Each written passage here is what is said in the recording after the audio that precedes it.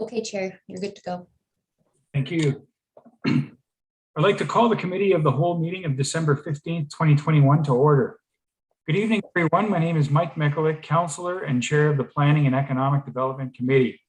We are meeting electronically through Zoom during this declared emergency period. Members of the public may observe the proceedings by accessing the live webcast on our YouTube channel. Roll call. I will ask our Deputy Clerk to complete a roll call of council so that we can confirm quorum. Devan, please go ahead. Thank you, Chair. Mayor Easton? Present. Councillor Regina? Here. Councillor and Deputy Mayor Russell? Here. Councillor Bernay? Here. Councillor Pachariva will be joining us momentarily. Councillor McPherson? Here. Councillor Mikulik? Here. Councillor Timmers? Here. Councillor Reimer? Here. Thank you. That is quorum, Chair. Thank you. In addition, I want to take a moment to welcome the staff we have joining us today electronically. Chief Administrative Officer Mike Kirkopoulos, Director of Planning and Development Matt Bruder, Senior Planner Josh Workington, Director of Community Services Shannon McKay, Associate Director Recreation and Culture Sarah Ain, Cultural Development Coordinator Jessica Wilson, Exhibitions and Collections Curator Jasmine Proteau, Director of Economic Development and Communications Paul Diani, Manager of Corporate Communications Liliana Busnello, Director of Public Works David Graham, Fire Chief Greg Hudson, Legislative Committee Coordinator Deanna Phillips, and moderating and clerking the meeting today, we have our Manager of Legislative Services, Deputy Clerk Devan Cripp. IT are in attendance. Also in attendance, we have Stephanie Hicks, Executive Director, and Ray Darchie, Chair of the Downtown Bench Beamsville Business Association, Business Improvement Area. Carmela Argo, IBI Group, Riley Griffin, Robin Harrell, Joe Speck, Rob Condata, Stephen Bedford, Landex Developments, Lou Marcantonio, 2M Architects, Brent Meadows. As this is a virtual meeting, I will ask that we follow some procedures during this electronic meeting. Should there be a connection or service disruption for the chair, or if quorum is lost, the chair and or deputy clerk will call a 10-minute recess to reconnect and regain quorum. If quorum is lost, the meeting will be adjourned. If connection is lost from the chair, the deputy clerk, Councillor Bernay, Vice Chair Bernay, will ask those in attendance to wait up to 10 minutes to provide the chair time to reconnect and resume the meeting. Otherwise, after that time frame, the vice chair will resume the meeting until the chair has reconnected and resumes their role. Each member of council who wishes to speak, press the raise hand feature on your video call, and the deputy clerk will track our speakers list today and then invite you to speak when I open it up for comments or questions. Also, when I finish reading a motion and announcing the mover, the deputy clerk will then call out the vote by reading each member of council's name out loud. Please remember to take yourselves off mute during this portion of the meeting so that you can confirm or support. You can confirm if you support or oppose. Also, when not speaking, please remember to mute yourselves. Declarations of interests. Do members of council have any declared interests? Councillor Reimer. Thank you, Chair Mikulik. I have two items tonight to declare interest in. The applicant for PD-50-21 is a customer of the company I work for. Item 5.3, the applicant for amendment PD-51-21 is also a customer of the company that I work for. Thank you, Chair. Thank you. Okay, moving on. Confirmation of agenda. Do members have any amendments to the order of the agenda? Don't see any. Item 5, statutory public meetings. We have one statutory public meeting this evening. The purpose of this public meeting is to receive comments from the public and consider questions regarding an official plan and zoning bylaw application by IBI Group. We will consider the staff report associated with the item immediately after the statutory public meeting. Section 17-15 and 34-12 of the Planning Act requires that before adopting an official plan amendment and before passing a zoning bylaw amendment, council must ensure that sufficient information and material is available to understand generally the proposal being considered, and council must hold at least one public meeting for the purpose of giving the public an opportunity to make representations regarding the proposed. If a person or public body does not make oral submissions at the public meeting or make written submissions to the town of Lincoln before the amendments are approved, the person or public body is not entitled to appeal the decision of the town of council to the Ontario Land Tribunal, or the OLT.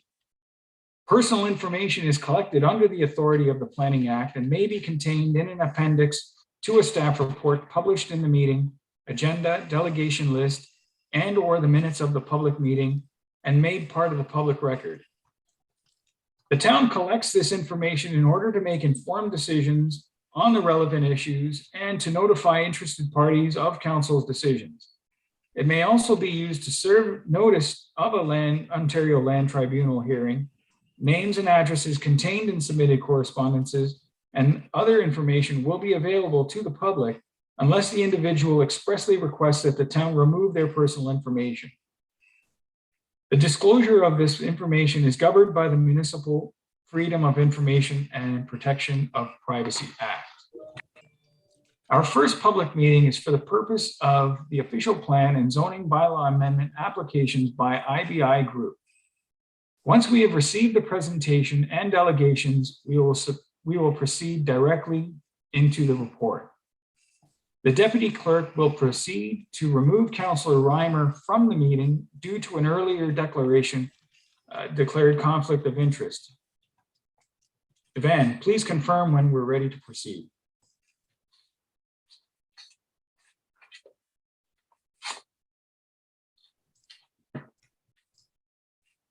Thank you. We're ready to proceed.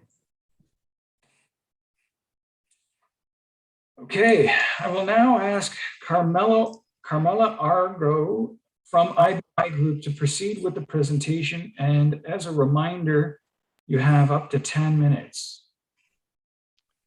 Carmela, welcome. Are you there? Mr. Chairman, it's John Arians from the IBI Group. I'll be making the presentation on behalf of this project. Thank you very much, John. Okay. Thanks for coming. Thank you, and good evening, Mr. Chair, Mayor Easton, members of committee, ladies and gentlemen. I do have a PowerPoint presentation that staff have, and I'm wondering if that could be loaded up, please, and I'll proceed accordingly. I sure can. Let me know if you can see it, and then just let me know when to advance the screen, okay? Thank you very much. You So can see that, okay? that's perfect, thank you. So again, Mr. Chair, Mayor Easton, members of committee, my name is John Arians. I'm a registered professional planner with the IBI Group. I've been fortunate enough to be retained by the Pearl Morissette Group to assist them with this very exciting zoning and official plan application. Let me just start off by saying of the over 50 wineries that are located in the town of Lincoln, clearly Pearl Morissette is one of the leading wineries and restaurants. Their wines and restaurants are internationally recognized.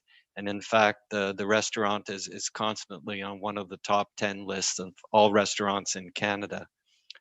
They continue to diversify and to expand their operations, not only at the farm, but also within the village of Jordan. They are opening up a brand new bakery shop as well. So their focus is not just on the farm and the wineries, but overall throughout the municipality. Their farm on Jordan Road is different from other wineries in that they have no retail sales. They don't cater to bus tours. They don't have weddings. They don't have large corporate events. Theirs is a very low-key, very sustainable approach to agriculture, to wine, and to food. And that's what's reflected in their existing operations. And I have two very exciting new initiatives to share with you this evening. And both of these initiatives support agriculture. They are a form of on-farm diversification, which basically allows farmers to diversify and expand and provide additional services. They are definitely additional agritourism uses, and they will result in obvious economic benefits to the municipality. And in fact, they will reinforce your position as a center for excellence in agriculture within Niagara region. If I could have the next slide, please. So these are the two parcels that are owned by Pearl Morissette. The southerly parcel is about 17.1 hectares. It contains the majority of their vineyards, their existing winery, their restaurant, and farm accessory buildings as well. The northerly parcel is predominantly a peach orchard. It's about 7.3 hectares. And both of these parcels are actually being merged and will form one cohesive unit, totaling about 25 hectares in area. Next slide, please.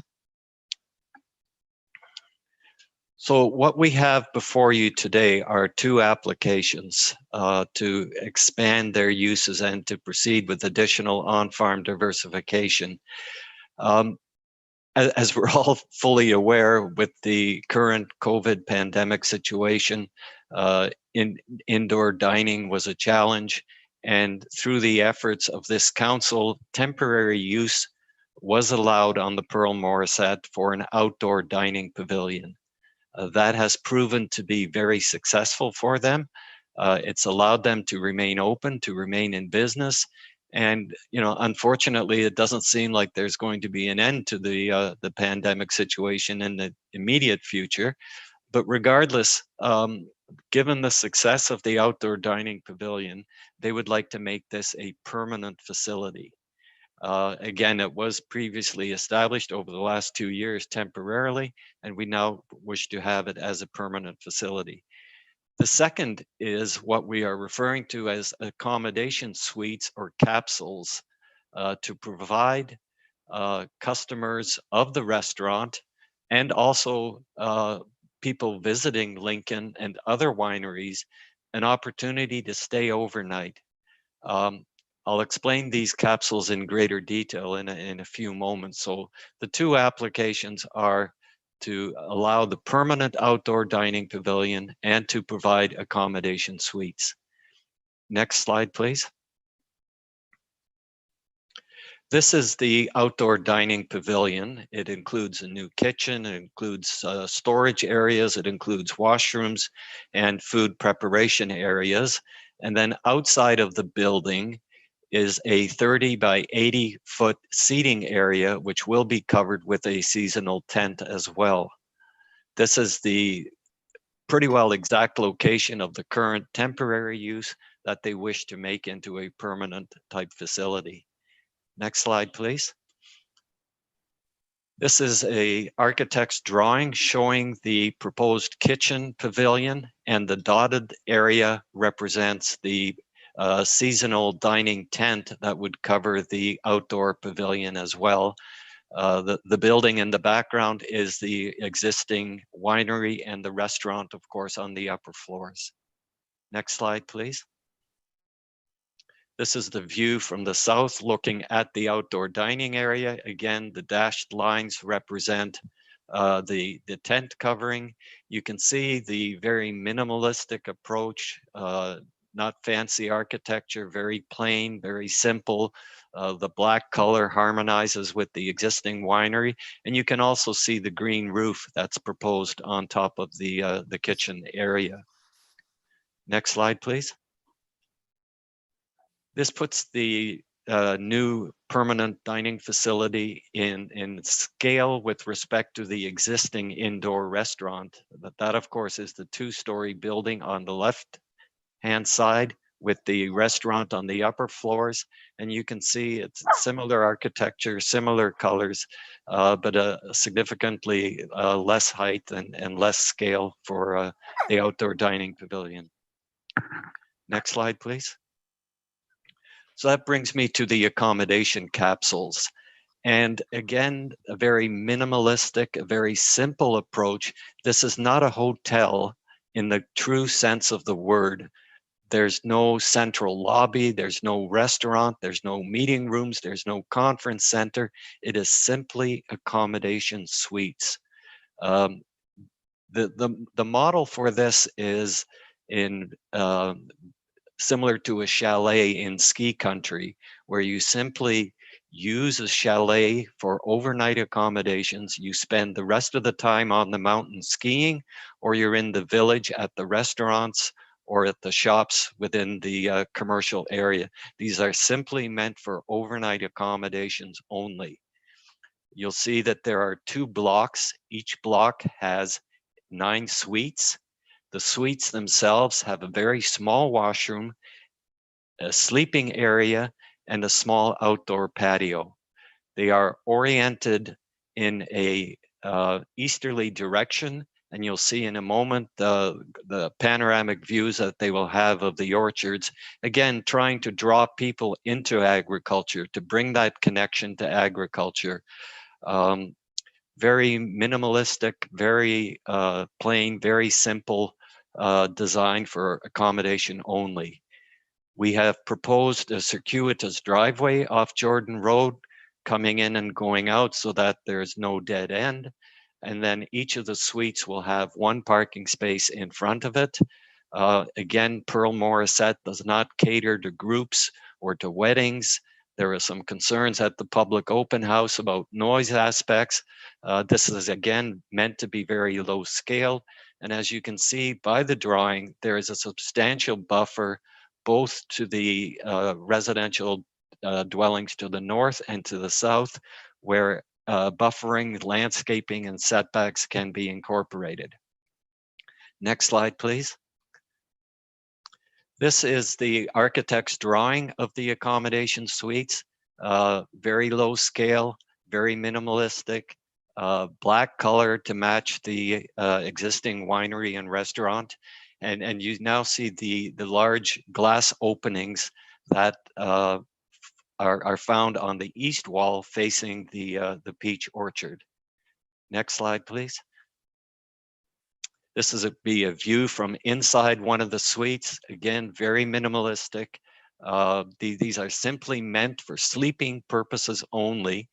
And it's not just for customers of Pearl Morissette, but someone visiting Jordan, someone visiting Lincoln, wanting to start a wine tour can stay in these suites. And basically they have to go anywhere for eating, for dining, for breakfast, for shopping. None of that experience is being provided here. It's simply an accommodation suite. Next slide, please. So we've been made aware that there are a number of concerns that have been raised. One is that the existing house on the property has heritage considerations, and there is a concern that there could be an adverse impact. There is concerns about the number of accommodation suites, totaling 18, and the location of the suites, and why did we choose this location as opposed to others?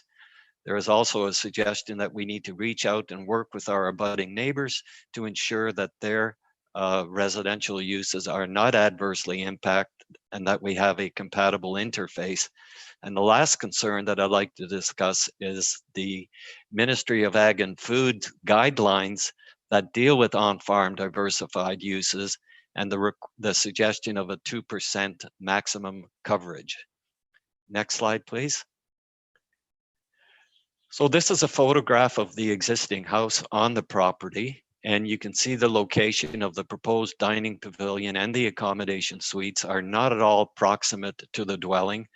The dwelling is not at risk. The dwelling is used by Pearl Morissette for office purposes. It's on your heritage list. It's not a designated site. And the accommodation suites and the outdoor dining pavilion will have absolutely no impact on the heritage attributes of this dwelling. It should not be a concern given the large separation distances. Next one, please. So the next thing I'd like to talk about is the number of accommodation suites and the location of those suites and why this location was chosen. And if we could go to the next slide, please. This is, we actually had three options when we considered where the best placement was. And this is a location internal to the peach orchard. And the reason this location was not chosen was because it actually removes more agricultural land.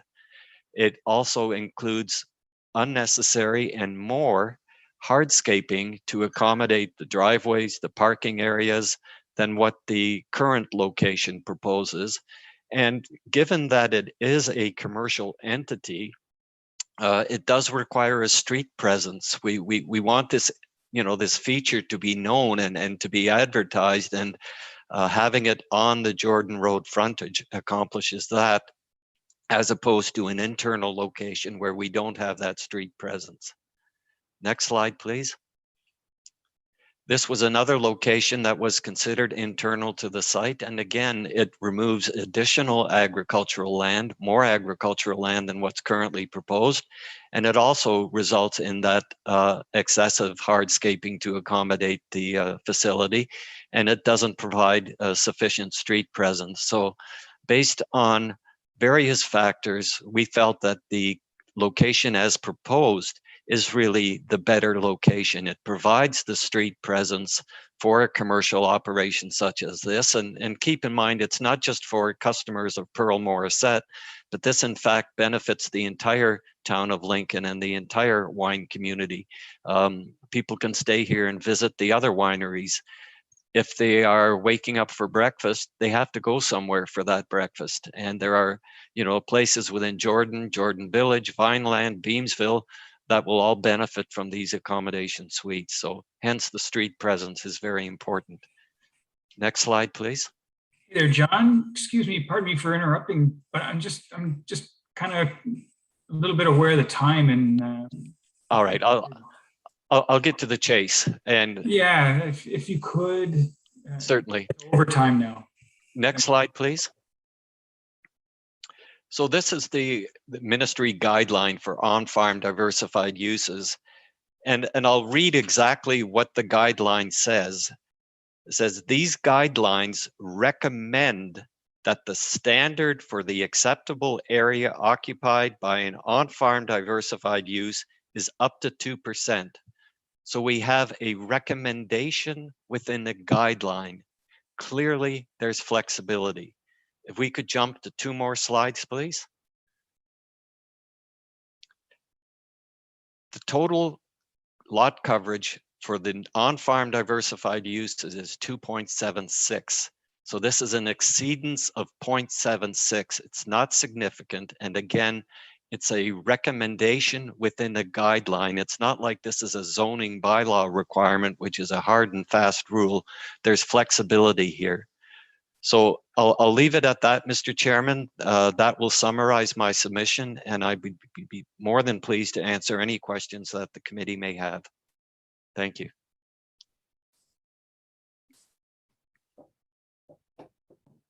Thank you, John. It's definitely an extremely interesting and unique proposal that you brought before us. So, and I'm sure we'll talk much longer about it in the interest of keeping things going. Of course. Now, ask if members of council have any questions they'd like to ask John Arians regarding the project. Specifically, we'll be looking at a staff report later. Councilor McPherson. Thank you, Mr. Chair. And first of all, let me open by saying I want to give props to our economic development and planning departments who have really fought for the last 5 years or at the province as well as at the region to get to the point where we are now receiving development opportunities with what we can classify as boutique hotels. So this has been a lot of hard work over the last 5 years, and I just wanted to give them a shout out and also to express my support for the boutique hotels coming to Lincoln that will obviously open up accommodations for those that are visiting our town. So that said, I think that in this particular application, I think there is some work yet to be done. I guess my question to Mr. Arians would be, was there consideration given to utilizing the existing driveway, not creating a new driveway off of Jordan Road, but using the existing driveway and thus locating the accommodations somewhere up and around the winery or the restaurant in that area? Mr. Arians? Thank you. And through the chair, Councillor McPherson, those are excellent comments. And yes, those options were considered. And we have to keep in mind that this is a working farm with, equipment, deliveries, truck movement as well. An internal location creates or could result in conflicts with the working aspects of the farm. Keeping it on the periphery on Jordan Road certainly enhances the presence of the facility. It separates it from the farm operation, and it actually takes out the least amount of agricultural land from production. So when we consider all of those factors, it led to the location that was currently chosen. But yes, sir, we did consider those internal locations. Thank you for that, Mr. Arians. And Mr. Chair, if I may, one follow-up question. So one of the things that we have come to know of the Promore Set business is that it's not big on advertising along the street. In fact, that we heard in the open session that close by neighbors often have cars in their driveways that are right next door to the current winery and restaurant from an out-of-towner asking, where is Promore Set? And I'm wondering what that accommodation unit looks like on Jordan Road, in the fact that you've got no lobby, no check-in there, and how does a non-Promore Set dinner reservation, couple or family, how do they know where the accommodation is? And how do they go about checking in? Mr. Arians? So through the chair again, most of the check-ins will be online. There will be, a website for the facility. It will include, passcodes for entry locks. It will include parking location maps, links for all of that aspect. You're absolutely right. The advertising along Jordan Road is not significant. That's something that will be addressed. But for all intent and purposes, those who wish to stay at this facility will be able to do so with online registration and online check-ins. They can come and go as they please. We don't need a front desk like a conventional hotel. So, Mr. Chair, thank you for those couple of questions, and I'll hold any other questions till the report. Thank you. Thank you. Deputy Mayor Russell. Thank you, Mr. Chair. Through you to Mr. Arians, just a question on the math. The 2.76% of lot coverage, is that for the northern lot, or is that for both lots put together? So through the chair, that is for both parcels put together, sir. Okay, thank you, Mr. Chair. So through you, if one of those lots were to sell, so say for whatever reason, Pearl Morissette were to sell the southern lot or the northern lot, which these boutique hotels would reside on, would that be an issue as it would not then conform with that the minimum percentage requirement? So through the chair, that was certainly one of the issues that were raised by planning staff at the pre-consultation meeting. And sir, what will happen is that both properties will merge in title so that the sale is not possible anymore without a severance application, which is totally within your control. So for all intent and purposes, the 2.76 will remain as is for the entire 24 hectares. Okay, thank you very much. Thank you, Mr. Chair. Thank you, Deputy Mayor Russell. Councillor Brunei. Thank you, Chair McLuck, through you. I just wanted to reiterate what Councillor McPherson mentioned at the beginning of his comments. We have been working with our economic development team, Mr. Deanny and his team, for the last number of years. And you know, one of the obstacles and one of the hurdles that we hear all the time is that people love coming to Niagara and specifically Lincoln and our wineries, but we don't have the accommodations. And people are going down to other areas of the province, whether it be to Pelee Island or whether it be down to Picton County. So this is something that we've been working with and hoping that we were going to bring to fruition. So, really, really excited to see this accommodation report. Through you, Chair, to Mr. Arians, thank you for your presentation.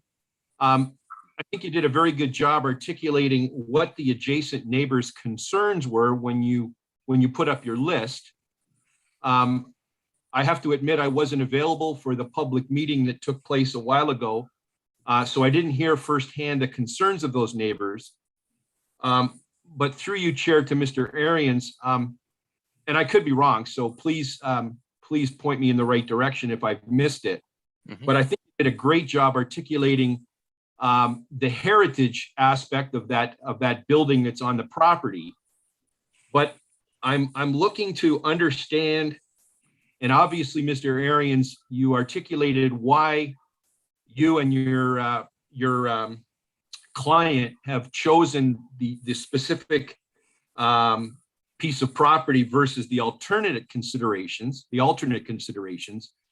But from a resident concern, I'm not sure I heard you speak to, and maybe this is premature, you put up the slide that there was concerns about the number, 18 suites, and the concern of, where the location is. So if I'm a resident, I'm not so sure I heard you address those. Could you maybe clarify that for me?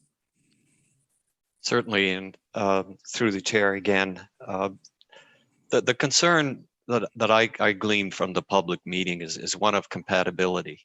It deals with privacy, it deals with overlook, it deals with noise, it deals with, disturbing the quality of life that the residents experience. Now, I mentioned that Pearl Morissette is not your typical winery. They don't have the bus tours, they don't have the weddings, they don't have the large corporate events. So the people who are primarily going to use this facility are there for the wine, for the restaurant, for an overnight accommodation. They're not part of some larger group that's out there to celebrate and to have, the wedding or the festival or what have you. So it'll be, again, low scale, simplified accommodations. We have over 24 meters of setback to the property to the north and to the south. That can be landscape with vegetation buffers. Berming could be put in place. This is something we'd love to address with staff as part of the site plan. Once you understand the nature of the accommodation suites, it's not like we're putting a Holiday Inn or a Hilton Garden Inn in a middle of a residential area where you've got pools, you've got a lot of activity going back and forth. You've got hockey teams coming for a tournament in Beamsville. We don't have that type of use with this facility. It's very low scale. It's very less intense.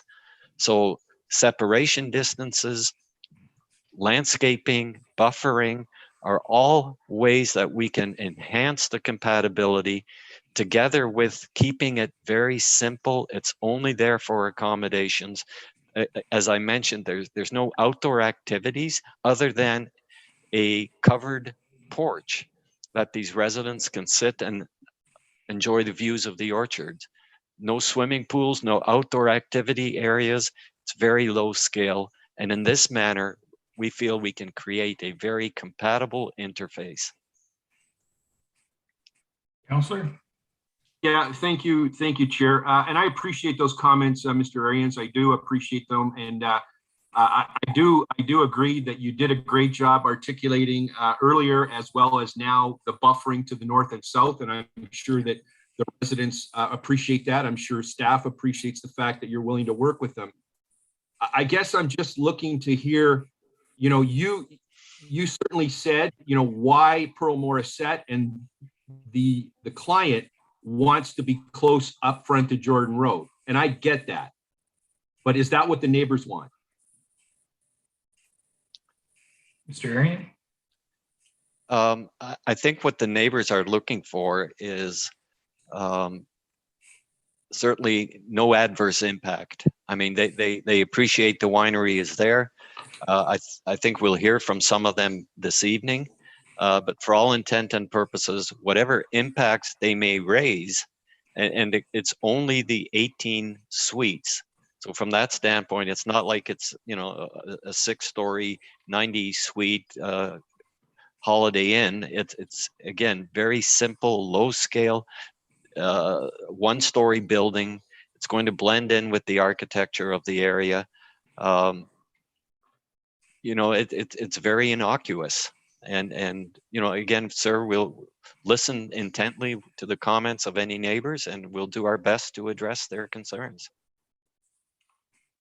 Yeah, and that's great. And thank you, Chair, for the opportunity. And thank you, Mr. Arians. And you know, I want to certainly take my hat off on behalf of, I'm sure, all of council, that as a Center for Agricultural Excellence, that you guys are looking at whatever is the less of the evils of removing of agricultural land. And it sounds like this is the one that you're looking at. And so that's very important. And we, you know, we appreciate that. And I certainly support the concept and everything that we're trying to do here, but I want to be respectful of the neighbors and the adjacent people in the area that have lived there for many years. Thank you very much for the presentation. Thank you, Chair. Thank you. Councillor Patrieva? Thank you, Chair McCulloch, and thank you, John, for the presentation. Just a couple questions. You're exceeding the 2% guideline by 0.76%. What is that in square meters? And then for someone that, like myself, that's still imperial, what's that in square footage, so I can conceptualize? Because I mean, 0.76% is a small number to start with. So what's that figure, John, if you don't mind? Through the chair, I'm trying to start my my calculator. I can't get my. We have 24 hectares, so 2.76% of 24 hectares. And again, I'm sorry, I just can't get my calculator working here. Chair, it looks like Director Mr. Bruder might have it off the top of, yes. I do, and thank you very much. Yeah, so we're looking at, from our calculations, it looks like about 1,850 square meters. And that works out to about 20,000 square feet, give or take. Okay, is that in total, Matt? Yeah, that's over the 2%. Okay. So thank you.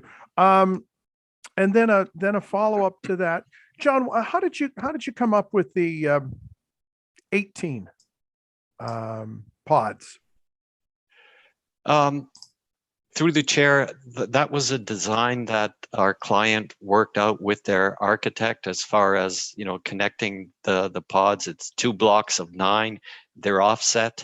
Whether it ends up being 2 blocks of 8, I Okay. mean, that certainly is something we can discuss.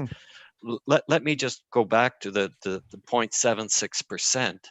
You have to keep in mind, sir, that this includes driveways. Mhm. It includes parking areas. Yep.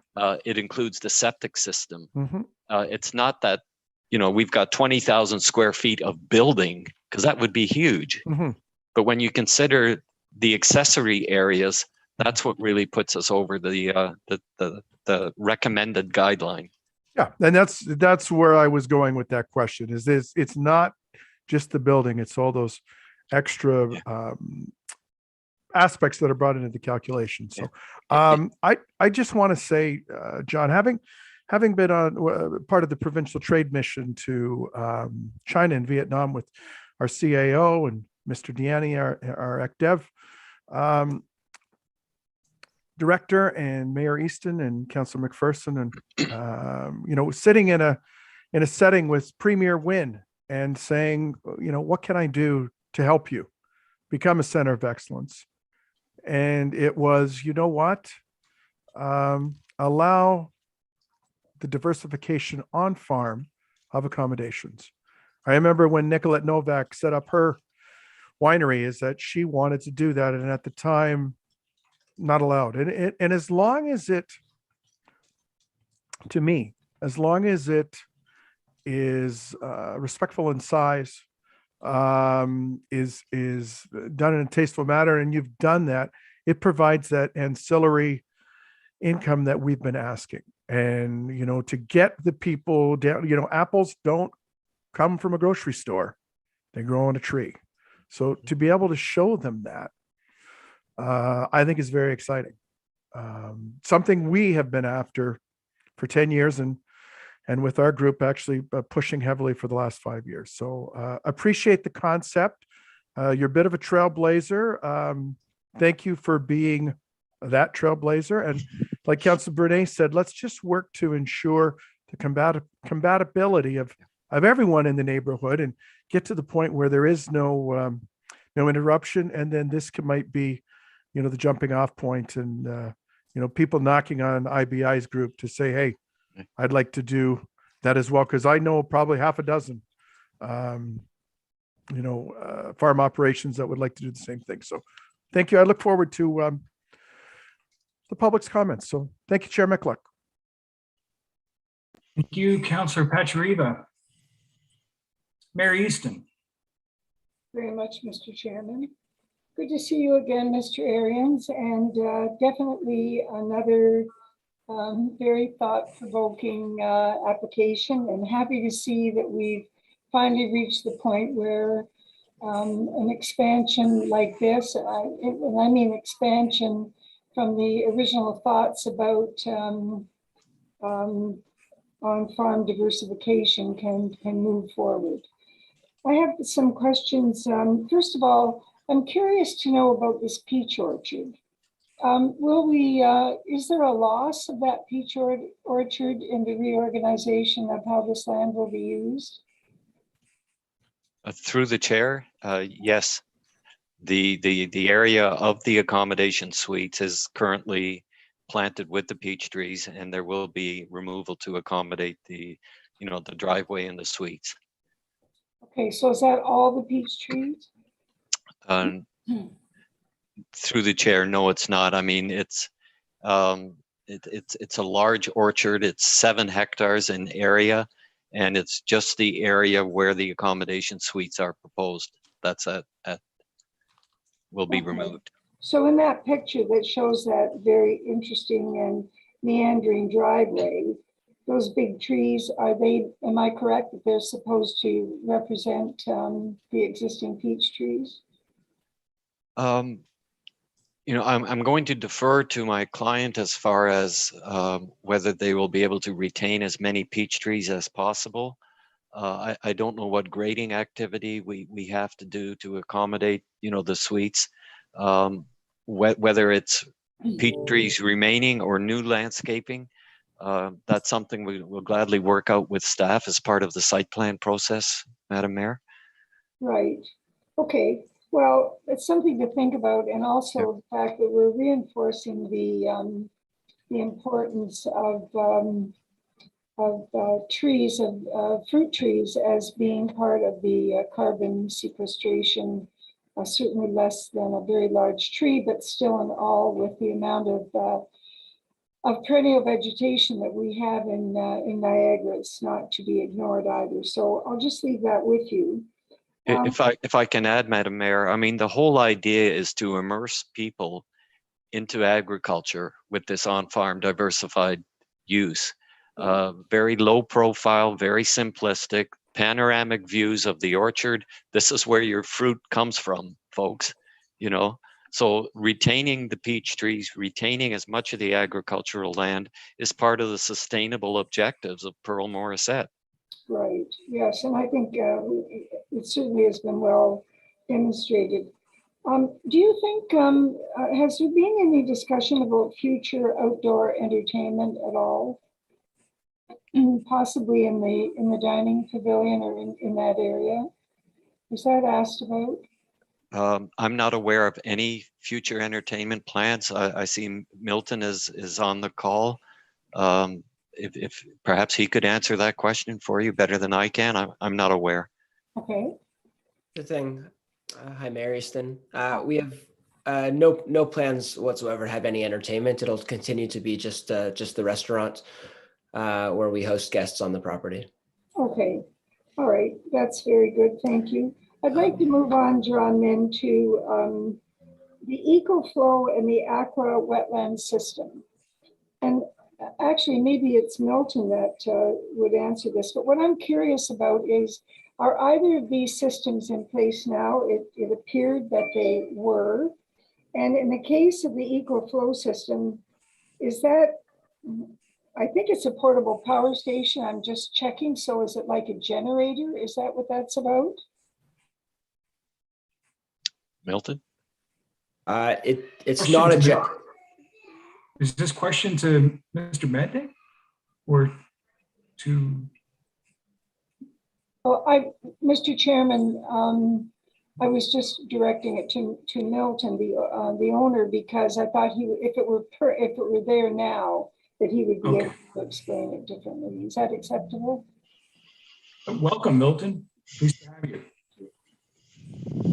Thank you very much. It is not for a generator. I would have to get back to you on the full system and what is in play right now, what is working and what would have to be expanded upon. So I don't have the full scope right now, but okay. All right, and what about the Aqua wetland system? Is that technology in place now for your current operation for the winery? I believe it is, but I don't want to overpromise, so I'll get you the complete information on that after the call. Okay, all right, Mr. Chairman. I'll wait to see what the future holds in terms of more complete explanations.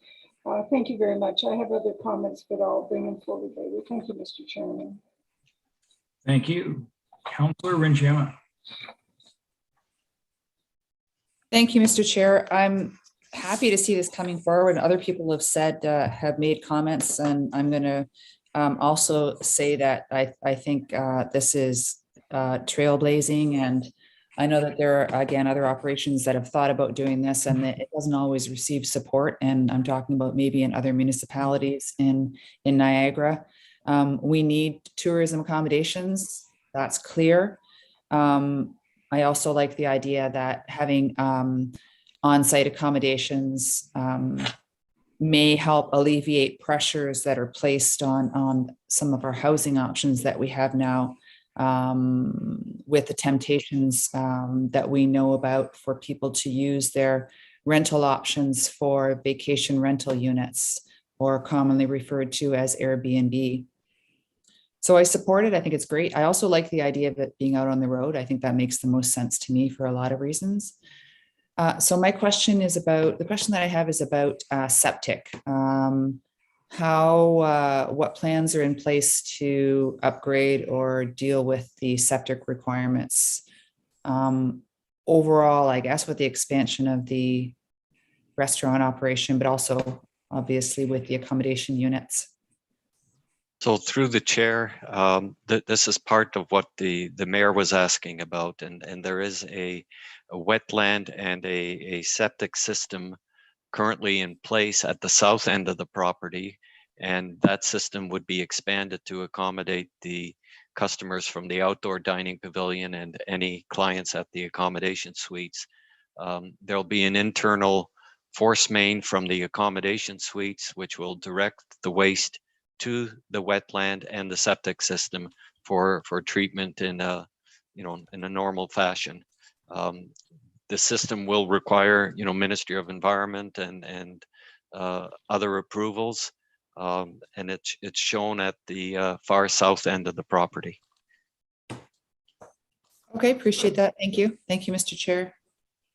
You're welcome. Councillor Timmers. You're muted. If you could, we do it all. Sorry about that. Okay, I'm here. Sorry about that. Thank you, Chair Mikulik. Through you to Mr. Arians. Very, very good presentation.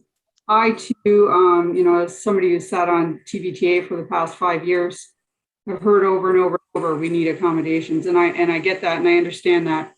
I think the only thing that I'm questioning, and I'll wait for the report for some of them, but is the extent of the property in coverage, which equals to 2.4 acres. So with the 2.76, how many acres is that? Because that's about 50% more than what is allowed. So I don't know if Mr. Bruder would know, if you could tell me that in acreage instead of square feet. So I think testing your math skills, Mr. Bruder. It's about 50% more than what's allowed, right? Yeah, through you, Mr. Chair. So the calculations that we did, so the 2% guideline would equate to about 1.2 acres.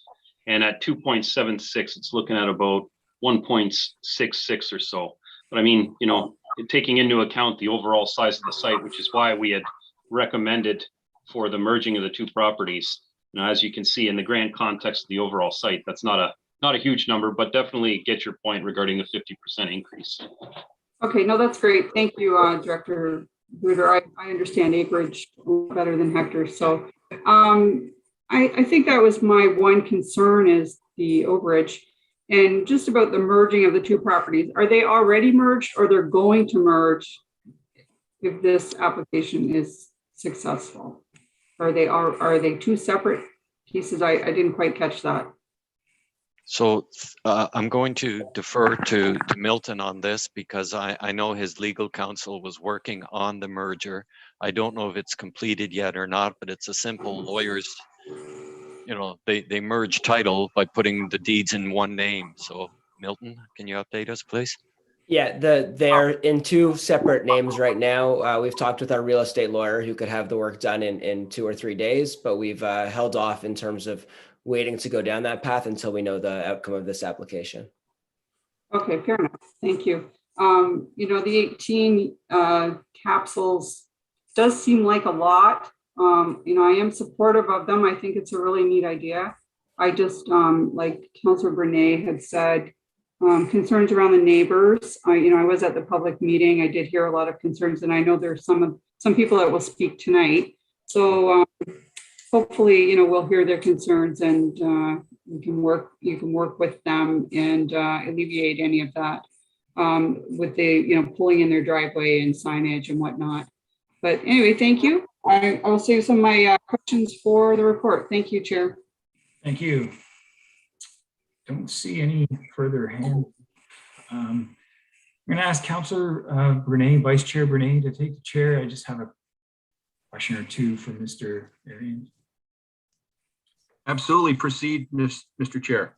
Thank you. So thank you, John. Again, I am a ward councillor here, so I feel I walk the neighborhood. I drive down that street probably twice a day. So Question, you made comment to concerns about the noise being a reason why you wanted to put the inn or these rooms along Jordan Road. Is there any concern about the regional road traffic with these rooms being so close?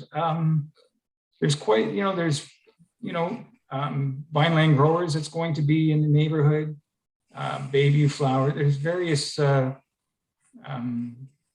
commercial vehicular traffic that will be driving down Jordan Road. Is there any concern about noise from tenants or guests? So through the chair to Councillor Michalak, when we consider transportation related noise, it's typically for permanent residential accommodations. Houses backing onto the Queen Elizabeth Highway require berms or noise attenuation. This is transient housing. So from that standpoint, noise from a roadway or noise from stationary sources are not considered.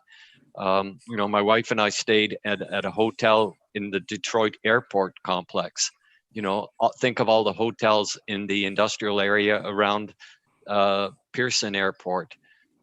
Because it's transient, noise from stationary sources is not considered. Regardless, we do enjoy a very, a substantial separation distance from Jordan Road. The opening for the units is oriented to the east, away from the noise source, and the opening would be a sliding door onto a patio facing the orchard, not facing the road. So, we've incorporated design techniques to minimize noise, and I don't think it will be an issue at all, sir. Appreciate that answer. I just, I asked that because you mentioned earlier about having these pods located close to the winemaking operations and the possible noise that might occur with the location being back there. So, of course. Thank you for that. And then, if I may, through you, Chair Brene, another question I have is with regards to the guests stay.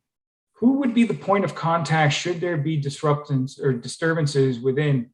Who would it be up to? Who would 2 o'clock in the morning, and it's probably not going to happen, but there is a rowdy guest causing all sorts of trouble. Everyone booked online.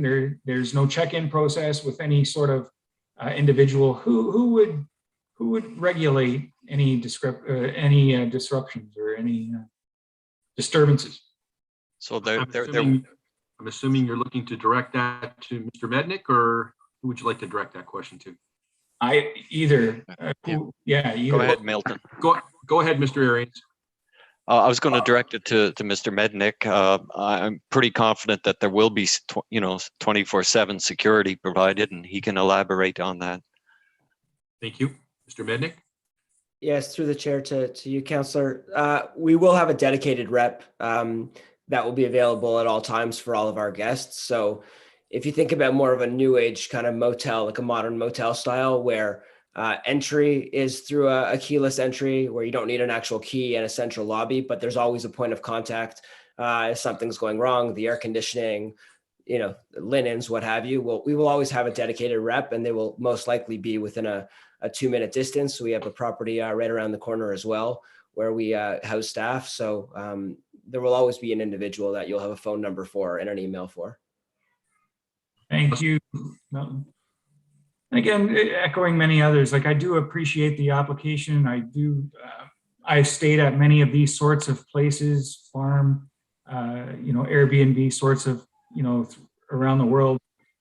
Some being so close to animal wildlife, you're dodging around landmines. So I do appreciate this experience, and I'm sure anybody that does stay at a place like this would as well. So thank you. Thank you for your time. No other questions, Councillor? That's good. Thank you. Okay, I'll turn the chair back to you. All righty. So I don't see any further hands up. There being no further questions of the presenters, I have a motion moved by Councillor Pachariva that council receive and file for information the following presentation from John Arians and Milton Mednick. IBI Group regarding item 5.1, official plan and zoning bylaw amendment application by IBI Group. I will now ask our deputy clerk to call out the vote. Thank you, Chair. Councillor Brunei, Yes. Councillor McPherson, Yes. Councillor Miklik, Yes. Councillor Patrieva, Yes. Councillor Rajima, Yes. Deputy Mayor Russell, Yes. Councillor Timmers, Yes. and Mayor Easton. Support. Thank you. That carries, Chair. Thank you. Thank you, John. Thank you, Milton, for coming tonight and your presentation. We also You're have welcome. individuals that requested to be included in this public hearing. Once we have received the delegations, committee will transition directly into the report motion. Delegates, please be reminded that you have a maximum of 5 minutes and are encouraged to refrain from repeating what the prior delegates have stated. Our first delegation for this item is Riley Griffin. Riley, are you there? Yeah, good evening. It's Riley Griffin here. Thank you very much for coming. Thank you. Yeah, and thank you for having me. First and foremost, I think there's been a bit of a mix-up here. I submitted a delegation request to speak to the Zimmerman Road application, and this was the link I was sent. So I'm not sure that I'm in the right spot here. Okay, well then don't go away. We'll come back to you a little bit later. Thank you. All right. So then we shall go to Riley.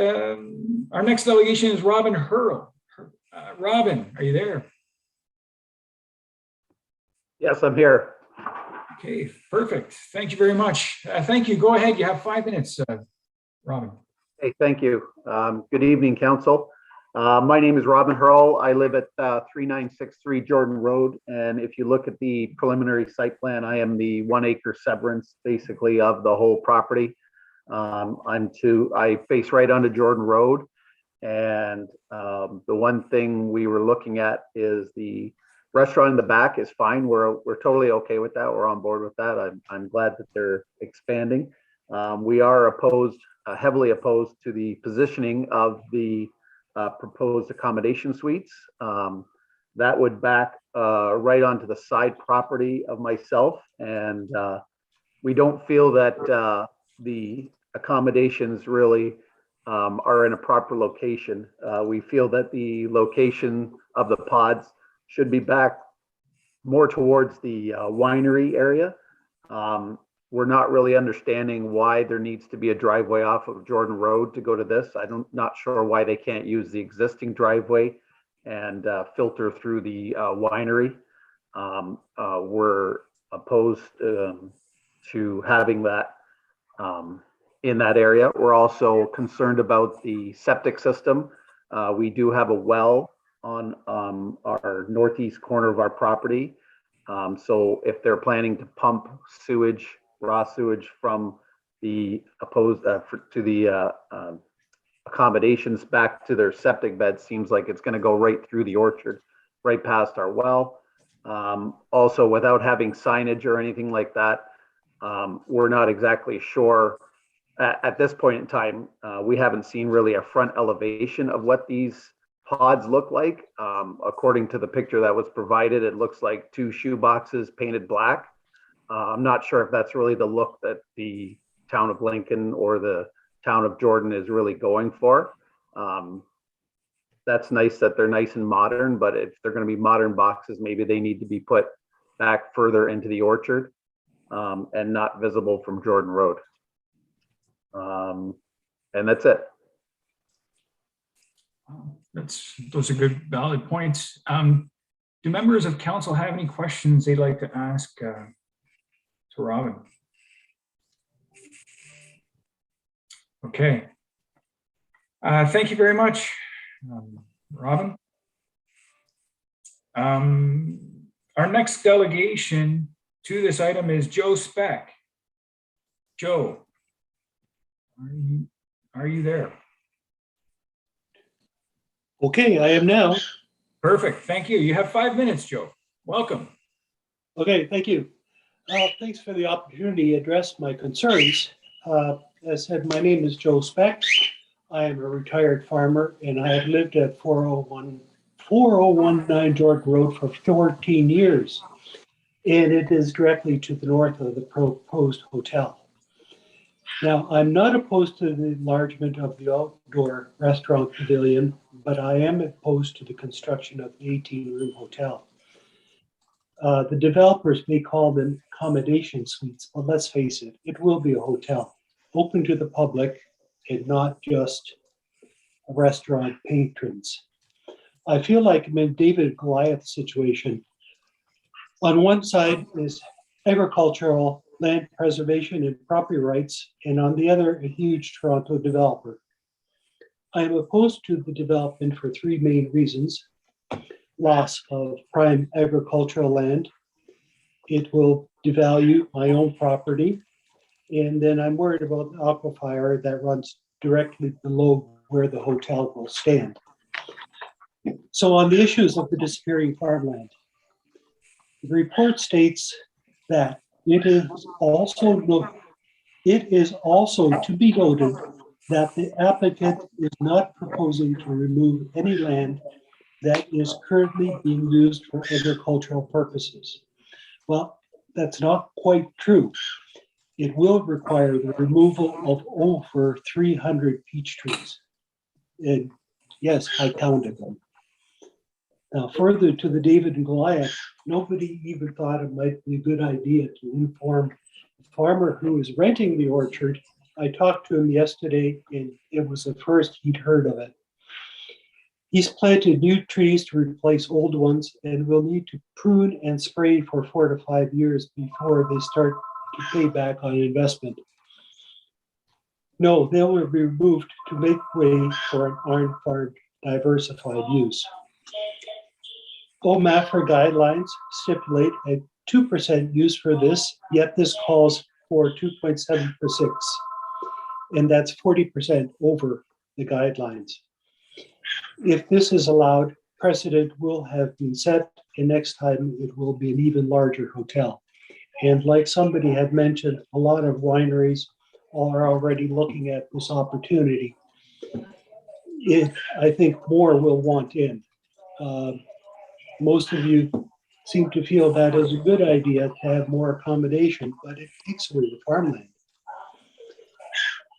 Provincial Policy Statement of 2020 2.3.1 states that prime agriculture areas will be protected for long-term use of agriculture. I don't think what they had in mind was to rip out 300 plus fruit trees and replace them with a hotel and parking lot. Again, I reiterate, the hotel will be open not just to the restaurant patrons, but the general public. Policy 3.1.2.1 also states that proposed agriculture-related uses and on-farm diversified uses shall be compatible with and not hinder surrounding agricultural operations. Well, we know from experience there is always conflict between non-farm people trying to live out in a rural area. You've got noise, tractors running, combines running, bird bangers, burning brush, stray drift, smell, dust. These are all ongoing issues. And we all live in a farming community, right? And we know this happens. Now, the IBI group president presented at least 2 alternate considerations. Their reasons for not having them in different locations is 1, the removal of agricultural land. Well, so it's okay to remove 300 acres from the Jordan Road location, but not unplanted land next to the winery. 2 is unnecessary excessive hardscaping to accommodate the parking. Okay, so the winery already has 2 driveways and a huge area being used for parking. So what they want, it's already there. No street presence.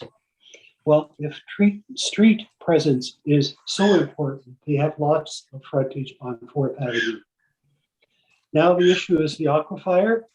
The aquifer runs under where the hotel is proposed and is very close to the surface, like 4 to 5 feet.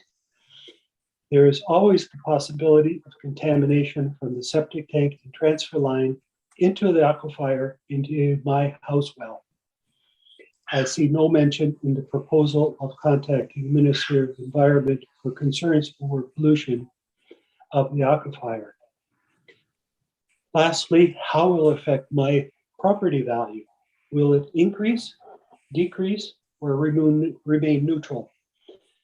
Well, I will no longer be surrounded by orchards, but I will have a hotel right next to me. So take it from there. That's all I have to say. Thank you. Thank you.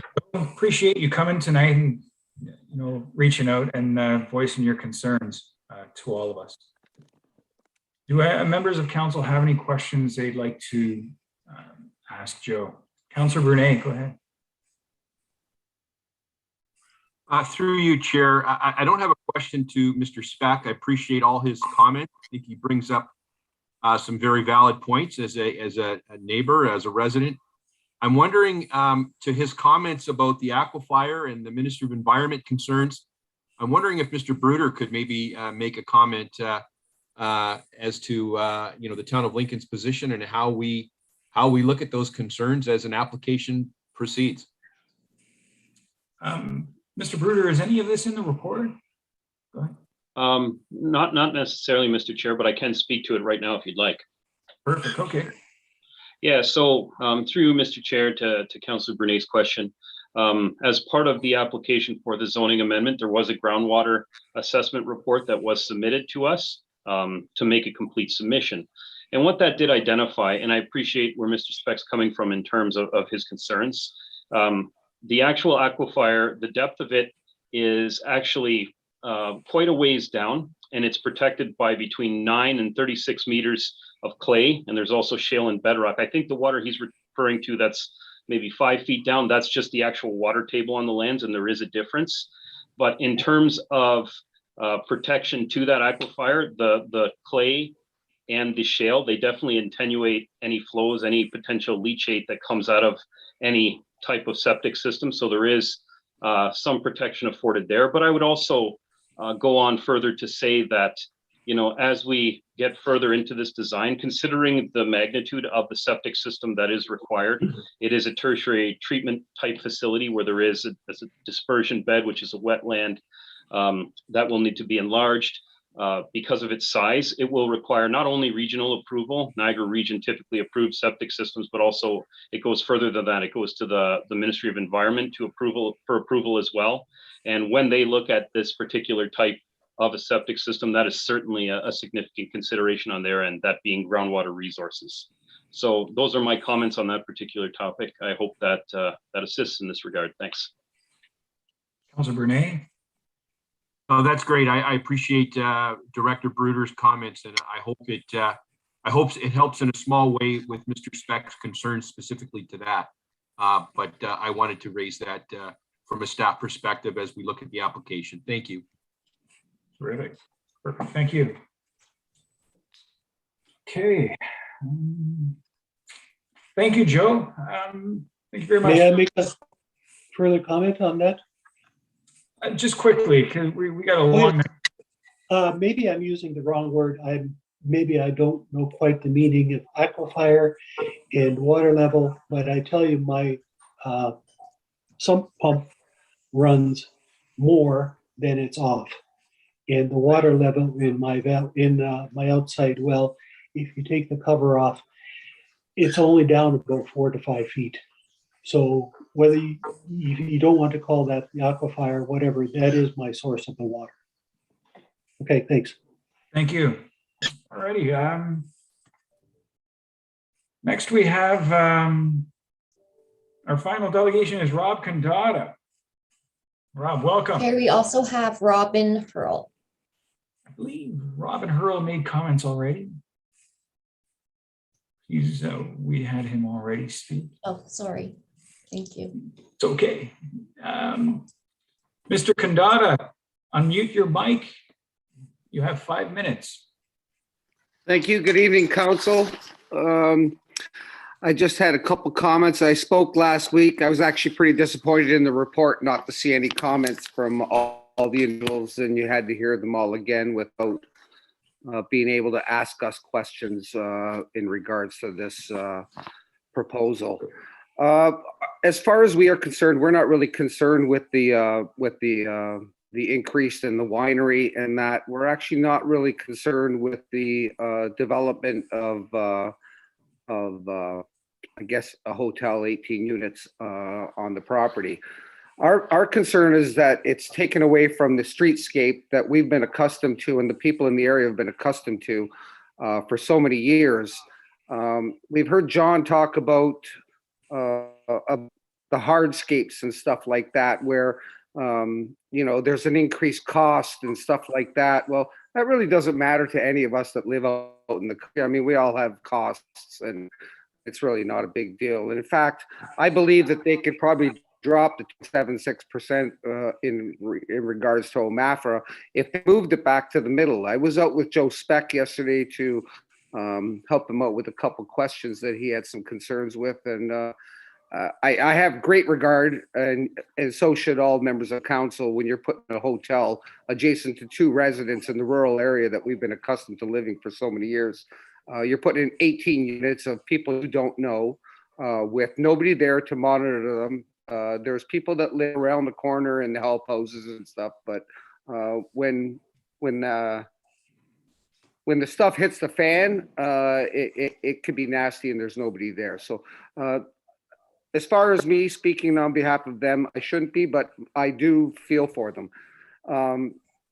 If they moved it back 29 rows, they would be out in the middle. They would not interfere with anybody. The streetscape would stay the same. Blossom Sunday would still reappear every year, year after year. And they may think they're just removing some trees. In fact, they're removing some trees that the guy that rents the property, he doesn't even know about this development at this point. And in fact, when he's renting in agricultural land, he's actually responsible for that farm, according to the act. I think, in my opinion, in our opinion, if it was moved back to the middle, they could drop the 2.76% down. As well, they have existing roadways, which actually probably would not interfere with any of the people residing on the property for the night, because most of their winemaking is only done for a certain amount of time. Delivery of food and that is taken up at so much time. And they would have a lovely view of the winery and the restaurant, and there's not too many people that have paths out in the middle of orchards, even when it's lit up, and the odd pack of coyotes comes across the road, or the pack of foxes that are living in the culvert right beside them there, where those people are going to be staying. There's 4 fox dens right there in the culvert, and city folks kind of get a little scared on that stuff, especially when the mange one comes out every once in a while. So I know I'm getting it short. I see your face there, Mike, and don't worry about it. I'm going to carry on. The 2.76%, my question is, after I finish, is does it incorporate the expansion as well on the septic systems and the installation of the lines? That is one thing. If they do decide to put it near Jordan Road, or you as council members vote in favor of that along the roadway, a big black block of buildings that we're going to look at all the time, and I'm going to look at it every day because I'm in the vineyard every day and I drive to work every day to that farm. Are they going to landscape it so nobody can see it, or is the presence to the road that important when they don't even have a sign at their road right now and everybody's stopping at all of our farms looking for Pearl Morissette? So if exposure is the thing, well, then they're not doing the exposure at present. So I'm thinking, in my opinion, if it was back set out of the way, we would still have the agricultural view. They would still get their 18 or 20 units. And the other thing is, how does council feel about reducing that 2.76? Cut that in half and go up. Why don't you let them go up 3-4 stories? Takes up less footprint, less agricultural area. And I don't know what council's concern is with that. And in closing, all I'd like to say is, I think planning has done a wonderful job, and I think you guys are doing an official plan amendment, I'm not sure, at present. and a zoning amendment, a zoning update. But if this type of planning information is coming forward, there's not one thing in this application through planning or any documentation that we've been provided online. If that is going to be the case, why do you not update your official plan to allow all of these instead of people like Pearl Morissette having to spend $30,000 to $50,000 on applications like this? If this is going to be the way it's going to go, because you're going to have 57 applications coming in the next 12 months. So those are my concerns. And if you think this is going to be the only one, everybody's sitting on the shelf having a beer right now, just waiting and watching. And then whenever this comes to the final stage, you're going to be hit with a whack of these things, not only in this town, but everybody's looking at regional comments. And in Niagara Lake, you're going to have more motels than you could shake a stick at. So that's all I have to say. We are not against any of the increase in areas or anything. We just don't like the location of the building. And I guess maybe we're old school and accustomed to what we like to see. Okay. That's all I have to say. Thank you. Well, you were really good, Mike. You let me go on. I know. I know. Well, I love you were a former counselor, and I will give you that respect. I can make exceptions now and again, but we do appreciate your comments. You've said a lot. Thank you, and have a good night. Does any members of council have get it in for Mr. Kandata? I'll call him Mr. Former counselor. All right, Councillor Timmers. I see your hand. Thank you, Chair Mikulik. Before Mr. Kandata had even spoken, looking at the maps, I personally think it could be moved to a different location, even if it's moved south off of the existing driveway. It's still going to be removing the peach trees. They still have the same space on both sides. I don't know if that would certainly help the neighbor to the north. It seems, he's the only neighbor and they're putting it right up beside him. So that's just my comments. I kind of agree. I think they could find a better location. So thank you. Appreciate your thoughts. Thank you. Planning staff and Mr. Arians and Mr. Mednick, they'll take all of them back, I'm sure. So thank you. Thank you very much, Rob, for coming. There's no further questions. Thank you for letting me speak. No problem. My pleasure. There being no further delegations or information for consideration, I have a motion moved by Councillor Timmers that council receive and file for information the following delegations regarding item 5.1 official plan and zoning bylaw amendment applications by IBI Group. Riley Griffins, Robin Harrell, Joe Speck, Rob Kandata. I will now ask our deputy clerk to call out the vote. Thank you. And just so everyone's aware, Riley Griffin is going to delegate to item 5.3. So he will be removed from that motion. And with that said, Councillor Bernay? Yes. Councillor McPherson? Yes. Chair Mikulik? Yes. Councillor Pachariva? Yes. Councillor Regina? Yes. Deputy Mayor Russell? Yes. Councillor Timmers? Yes. And Mayor Easton? Support. Thank you. That carries, Chair. Thank you. Okay, so now as we will now move into item 5.1, report PD-50-21 regarding the official plan and zoning bylaw amendment applications by IBI Group. Our Director of Planning and Development will provide some opening remarks to this report. Matt. Go ahead. Thank you, Mr. Chair. And just, I think everybody knows most of the details now with respect to this application, but really, as it's been stated, is these are one of those things, our zoning bylaw and lesser so, but our official plan as well have been around for a while now. And there's been a lot of updates to provincial policy when it comes to adding some more flexibility for things like value-added services in agriculture, agritourism, on-farm diversified uses. So, this is, I heard the word trailblazer. This is one of those where, we have an application in that's more in line with the latest provincial policy direction in terms of providing flexibility for a lot of these uses. As a result, we have this application before us. and a little bit of a different model in terms of some of the accommodations that we're used to seeing, but happy to take some questions with respect to it and how it fits in with the agricultural operation of the property. Thanks. Okay, so these are questions to the report. Councillor Winchema, go ahead. Thank you, Mr. Chair. So I did see in the report that at one point staff mentioned that the proposal is for to have 2.76%, and that staff is going to be having further discussions with the applicant to get it closer to 2%. So we heard that, so there's that point, and we heard that people are suggesting that it's possible to move the accommodations back further to the east and away from the existing residents, and that's residences on the north and the south of the proposed location for the accommodations. So can you comment on to what extent that would, what effect that would have on the existing agricultural areas and the agricultural uses? And to what extent would that affect, let's say it went back just right behind those two houses? To what effect would that have on the 2.76%? Do you think it would bring it closer to 2% because there'd be less of a requirement for a driveway? What would be the impact, and what would be your suggestions?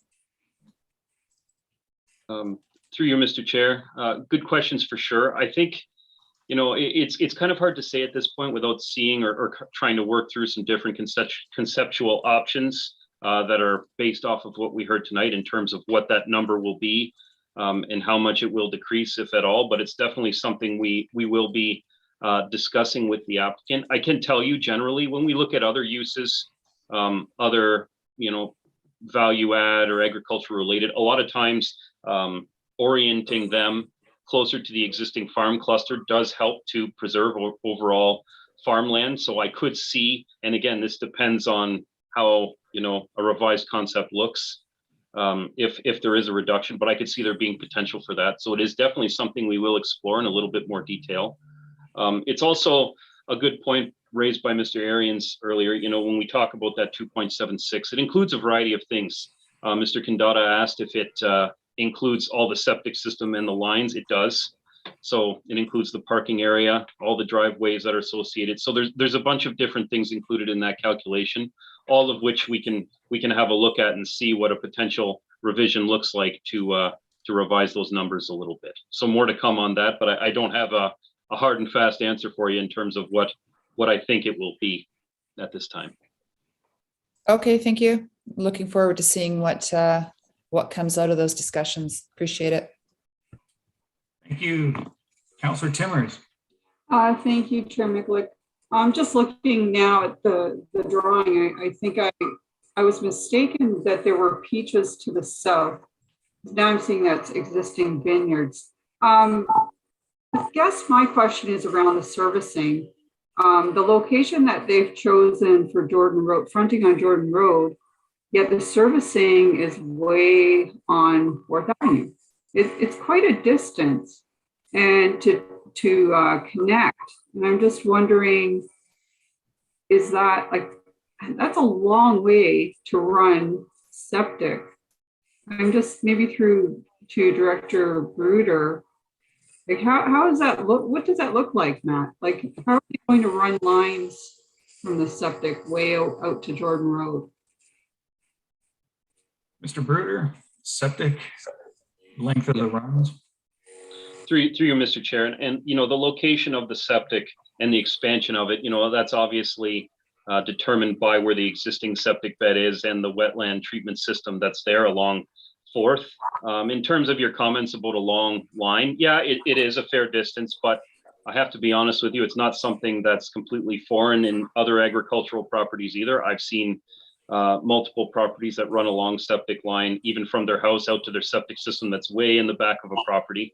I've seen that before. It happens. Does it happen all the time? No, but like I said, it's not something that we haven't seen before, and it'll have to go through significant design considerations in terms of making sure that any potential impacts or any, potential for leaching or anything are considered and dealt with, because like I said, the system will be subject to Ministry of Environment approval. So there's going to be a few, definitely some pretty stringent criteria to be met that come along with that particular process. Okay, thank you. Thank you, Chair. Thank you. Don't see, now Councillor Rensham, you still have your hand up, but I'm assuming, do you have a further question or did you not put it down yet? Okay, perfect. Mary Easton, go ahead. Thank you very much, Mr. Chairman.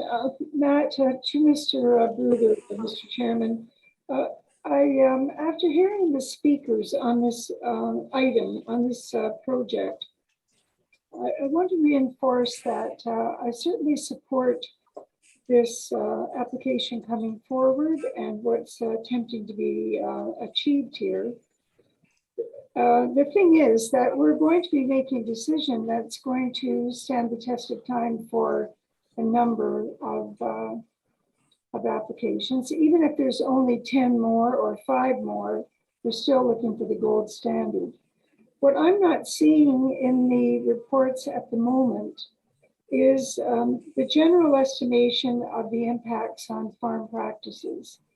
And I'm thinking that if we're going to be looking at starting with appearance, with look and feel, to have those additional rows of trees along Jordan Road and to maintain that look is pretty important. But also, just in general terms, peaches are some of the most highly sprayed fruit that we have, probably other than apples, but I'm not a farmer, but I know it's pretty active in terms of the spraying. I don't know how compatible that makes those dwellings, even if they're temporary. That's pretty intensive operation. And I think just in general that it would be advisable for us to really evaluate what normal farm practice looks like and what it would look like on this property. It probably would be different from place to place. What is your thinking about that? What kind of conversations have you had? Through you, Mr. Chair. Good questions, Your Worship. Yeah, obviously, impacts to normal farm practices on the property are definitely a significant consideration for us. You are correct. The farm operations here are a little bit different than any other kind of higher production farmland. I think things are, are done a little bit more passively than maybe they are elsewhere. But I don't have the details on the minutia of all those things. But I can tell you, when you talk about sprays, you talk about things like that. Those are agricultural impacts on, even rural residential properties as well that we're constantly grappling with. Not to take any validity away from those things, but at the end of the day, it's kind of a comparable circumstance in that, I think there probably are ways to mitigate those impacts through farm practices. But in terms of impacts, that's one of the bigger things that the province wants us to look at when we consider these types of things in the scale of things. And that's why merging the properties here is so important, because now we have such a large and increasingly viable farm parcel, being that it's larger. And as a result, the scale of the activities and the impact on the overall viability of the lands becomes less, because now you're taking into context a much larger parcel. So, I think when we move forward with a subsequent recommendation, that is something that we can definitely hone in on a little bit further for you.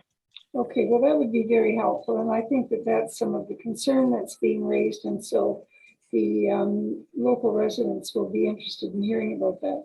I'm not sure, Mr. Bruder, if this is appropriate to ask, but I want to check on something that has to do with the existing operations. And I just want to make sure, are we dealing with any issues around accessibility with any of the current buildings? And is it appropriate with this application to address any of those circumstances? Is the restaurant considered to be accessible under the current rules and regulations? Through you, Mr. Chair, that's a good question, Your Worship. I would probably, I believe that it is, but in order to confirm, I'd have to get back to you on that. Okay, Well, I just know that this issue is coming up a little more frequently. So I just wanted to mention that so it could be looked into. Mr. Bruder, Mr. Chairman, I believe that this is a very viable application that has been made. It's certainly the first of its kind. Unfortunately, others weren't able to be successful. I really encourage the applicants to work with staff so that all of these details can be sorted out. I'm certainly looking for a gold standard that we can use to compare other applications. And if those times occur, it'll make it much more reasonable and less expensive for people to go forward and take advantage of any opportunities that might be available. Thank you very much, and thank you to the presenters and also to the applicant. Thank you. Thank you, Mr. Chairman. Councillor McPherson. Thank you, Mr. Chair. And first of all, I want to congratulate Mr. Mednick and the team at Pro Set for being brave and being pioneers in a way in bringing this proposal forward. And along with the other development proposal that we've got coming tonight as well, they will certainly set the pace early on for what we expect will be others coming forward. And I think there is some responsibility. There is absolutely some responsibility that we get this as right as we can get it. So, I obviously have expressed, concerns with the location, the overall, number of units, and obviously the kitchen is not a concern of mine, but it's really the compatibility of the location with what is proposed to be built. I think if you look at the business model that Pro Set has with the black buildings and the I'll say limited signage, to direct people, it's been very successful and good on them for being that successful. And I think that if you look at also the fact that, as Mr. Arians mentioned, bookings and check-in will be done online, and that's not expected to be done at the hotel. I start to wonder, why there is a need to be right out there on Jordan Road, and would it not make more sense to, as I questioned in the presentation, have one driveway come in, you arrive, and the restaurant, the winery, and the accommodation is all right there. So, it does, need, I think, a rethink of where the proposed accommodation are. And I would put it back to staff to work with the folks at Pro Set and Mr. Arians to come up with a location that I think will get under that 2% if some of the current driveway, parking lot are utilized in where that accommodation suites will be located. So those are my comments. Thank you, Mr. Chair. Perfect. Thank you. We are spending quite a bit of time on this subject, as it is one of the first that we've come across. So, but we do have more items on our agenda tonight. So, Deputy Mayor Russell. Thank you, Mr. Chair. I promise mine will be quick. Through you to Mr. Bruder. I'm just looking at page 16 of 204, where it's got the layout of the proposal, and I'm going back to that 2.76% that I'm getting hung up on, and it sounds like there's a number of other councillors have concerns about it. Question regarding the landscaped area, is that included? So there's landscaped area in the front of the proposal and landscaped area in the back. Is that included in the 2.76% as well? Through you, Mr. Chair. Currently at the moment, it is not included in the calculation. That is something, there is a little bit of room for interpretation. and something that we'll be assessing a little bit further as we go forward with this application. But, you know, it can be associated with the winery as well, which is of you know, an agricultural related use, a little bit different and not necessarily subject to the 2%. So there's a little bit of room for interpretation when you have multiple value add uses on one property.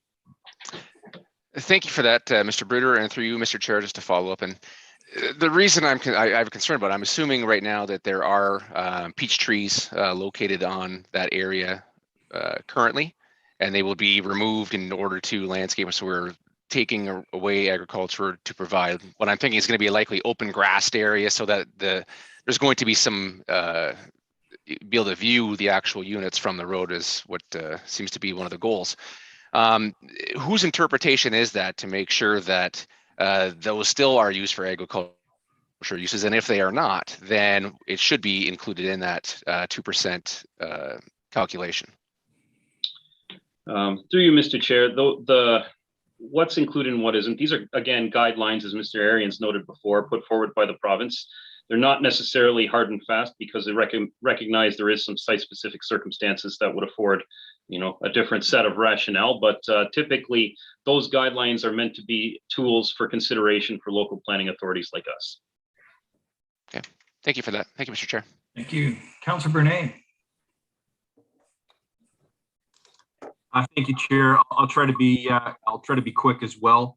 I understand we're spending a lot of time in this application, but I think it's justified. So just a question through you to Mr. Bruder.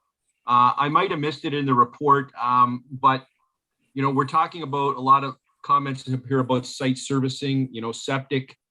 I know living in a rural property for about 30 years, a lot of times, you know, there's no gas lines, there's no sewer, there's no water. And then all of a sudden there's a commercial building or a winery appears, and all of a sudden residents get some of those spin-offs of the site servicing. So we know in this area, through you, Chair, we know that Vineland Growers is building a large facility.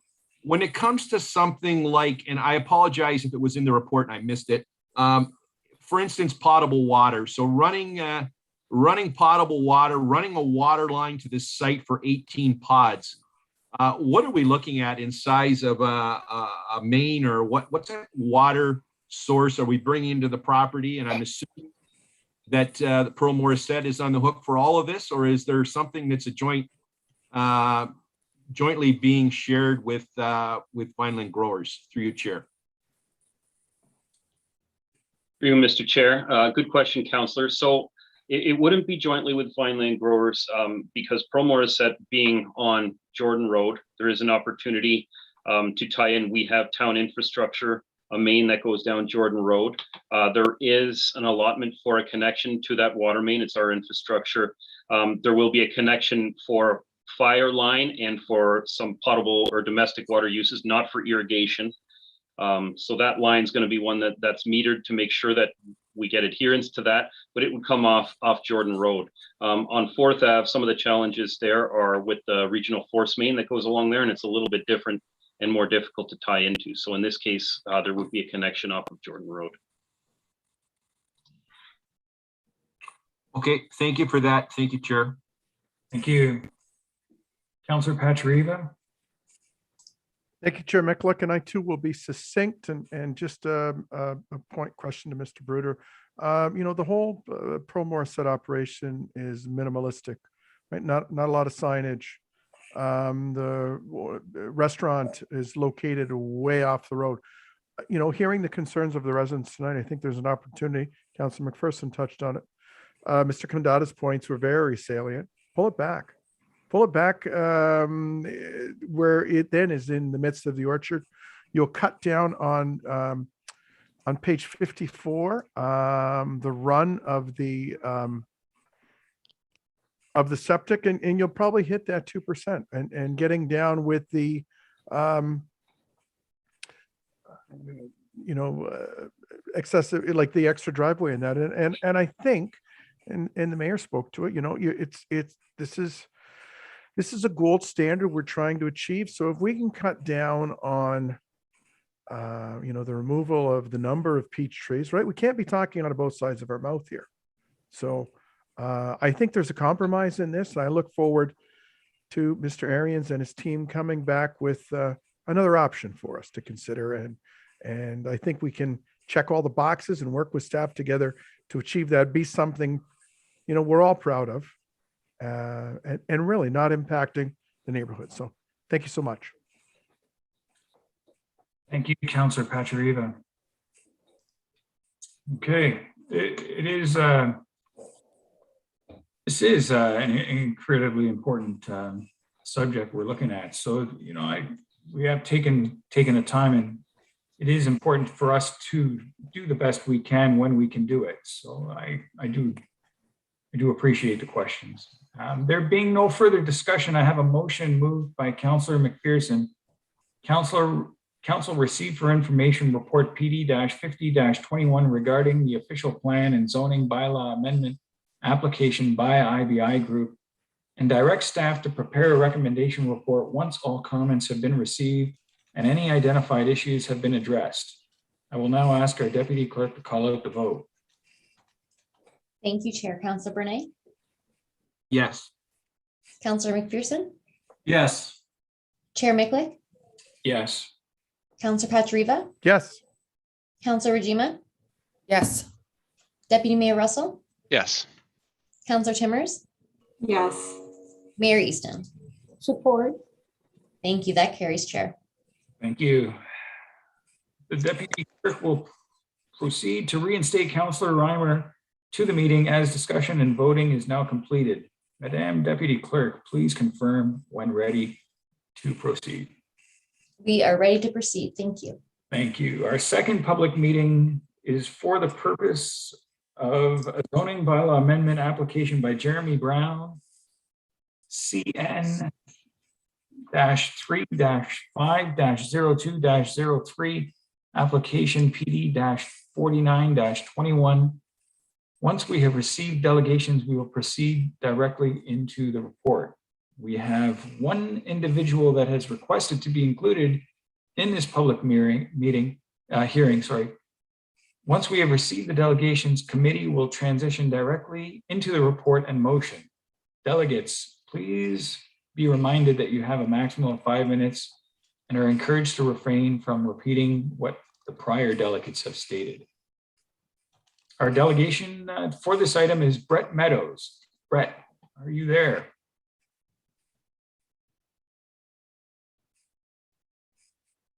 Hi, Brett. Can you hear us okay?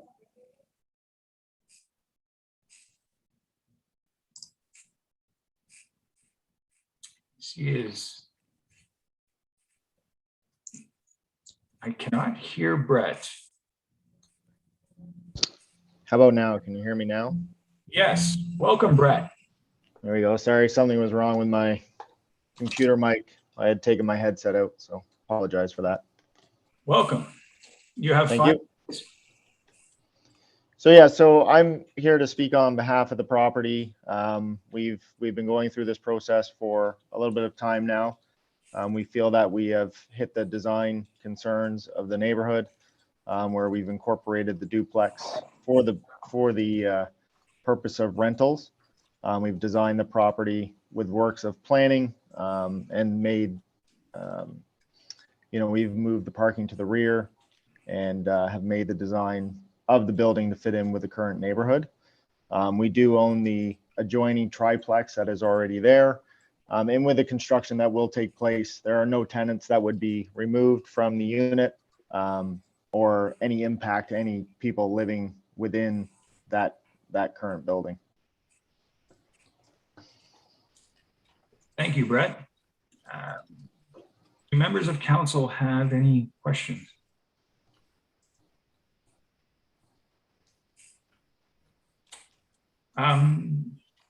Okay, Councillor McPherson. Thank you, Mr. Chair. And just a quick question, and I don't know if so. This is duplex, or the duplex on Prince William. So just from the diagrams I'm seeing, is it one unit bottom, one unit top, and the bottom would have front and back entrance and exit, but the top would have just the back entrance. Is that correct? Correct. So the unit on the main floor would have the entrance, the main entrance at the front of the unit. Then the upper unit would have the stairs leading up to the unit, with their front door being at the rear of the property, where both units are designed so that the bedrooms are in the rear, on the front, street facing, with the property designed so that the noise is limited from the railroad tracks. Yeah, thank you, Brett, for that. And I compliment you for that design. It does, I think, help for that fit into that very well-established community along Prince William. So I thought that was pretty well thought out. Thank you. Thank you. I appreciate that. Thank you. Councilor Brunet, could you take the chair for a moment? I have a question that I'd like to ask Mr. Meadows. Absolutely. Go ahead, Councillor McLeod. Thank you. Through you to Mr. Meadows, I noticed in the drawings that one of the windows or two of the windows were rather large in the basement of this building that you're proposing. Is there any future plans of converting the basement to an apartment as well? No, the reason for the larger windows in the basement are just simply for natural light that's going to be used for storage for us at this time. Okay, thank you. Thank you very much, Councilor Brunet, or Chair Brunet. Okay, back to you. Okay, thank you very much, Brett, for coming. There being no further delegations or information for consideration, I have a motion moved by Councillor Timmers that council receive and file for information the delegation from Brett Meadows regarding item 5.2 zoning bylaw amendment application by Jeremy Brown, CN-3-5-02-03, application PD-49-21.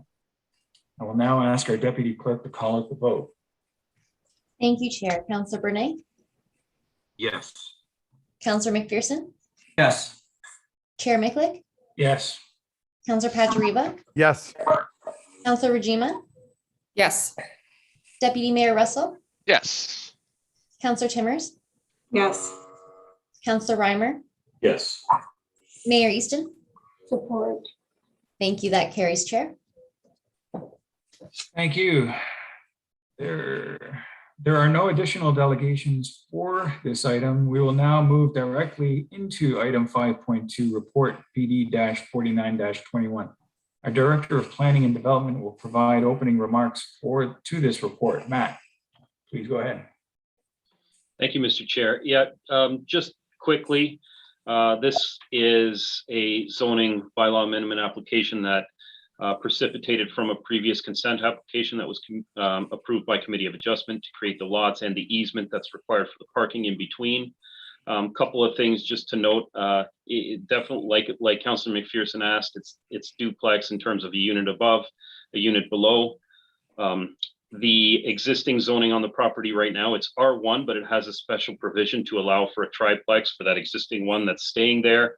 What we're really looking at is the eastern part, just rezoning that to an R2, which is consistent with the R2 zones on the properties, both further to the east and to the west of this one, just allowing for that duplex use. So public meeting at this time, happy to take any questions. Thanks. Thank you. Do members of council have any questions? Councilor Rinchema. Thank you, Mr. Chair. I have a question.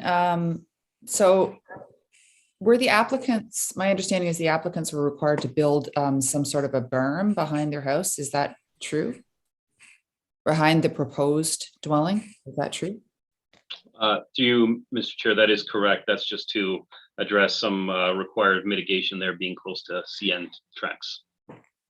Okay, so further to that, Mr. Chair, What gives rise to that requirement? So the zoning amendment, so let's say someone in a similar position wanted to build something backing onto the tracks, was just applying for a building permit. Would there be some trigger in there that would require them to build a berm as well? Through you, Mr. Chair, yeah, there would. We still require agency sign off as part of a building permit application. And when you have a dwelling going in the vicinity of the CN lands, that is still a requirement to address their mitigation asks. So yes, there still is a trigger. Okay, thank you very much. Thank you. Councillor Timmers. Thank you very much, Chair Mikulak. To the delegation, Mr. Meadows, thank you very much for coming out this evening. I had a question actually around the tracks as well, but that was answered. I personally think this is a very good use of this piece of land, and I actually really like the design. I think it's a great design, and I personally don't have any other comments around that. I think I'm in support of it, so thank you. Terrific, thank you. There being no further discussion, I have a motion moved by Councillor McPherson that council receive and file for information report PD-49-21 regarding zoning bylaw amendment application by Jeremy Brown in the name of Brett Meadows, Beth Carter, and Amorina Meadows, and that a recommendation report be prepared once all comments have been received and any identified issues have been addressed. So so I just read a motion. I'm looking at the script. Yep, so that's correct. That's correct. We just received the presentation. There are no delegations. So we will proceed with the vote on that motion. Okay, perfect. Thank you, Councillor Bernay. Support. Councillor McPherson. Yes. Chair Mikulak. Yes. Councillor Pachariva. Yes. Councillor Rajima. Yes. Deputy Mayor Russell. Yes. Councillor Timmers. Yes. Councillor Reimer. Yes. And Mayor Easton. Support. Thank you. That carries, Chair. Thank you. Our final public meeting is for the official plan amendment and zoning bylaw amendment application to permit an estate winery by 1627360 Ontario Limited, PD-51-21. Once we have received the presentation, we will proceed directly into the report. Deputy Clerk, please proceed to remove Councillor Reimer from the meeting due to an earlier declared conflict of interest. Devan, please confirm when ready. Thank you, Chair. You are good to go. Thank you. I will now ask Stephen Bedford, Land X Developments, and Lou Marcantonio, Senior Architect, 2M Architects, to proceed with the presentation. Good evening, Mr. Chairman. Thank you for hearing us this evening. Are you able to turn your mic on? Oh, perfect. Hopefully my mic's on, and so am I. So my name is Stephen Bedford. I'm the planner on this file. With me this evening is Lou Marcantonio from 2M Architects, who's the designer of the project, and Alessandro Spaziano is with us this evening as well. He's one of the owners of the property who is available to respond to questions should you need to ask them ask him any questions. We're pleased to be here to share Alessandro's vision for the property and respond to any questions you and the public may have. You have received a comprehensive information report from the Planning Department outlining the policy context for this proposal. And as this proposal conforms to the PPS, the growth plan, the Greenbelt plan, and the regional official plan, we will not spend a lot of time dealing with those issues.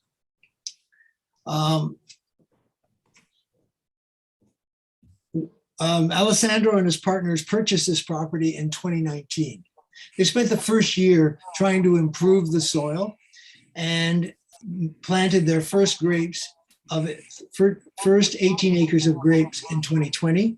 This year they planted 11 acres of grapes to add to their crop, and will finish with 40 acres of grapes in 2022, 2023.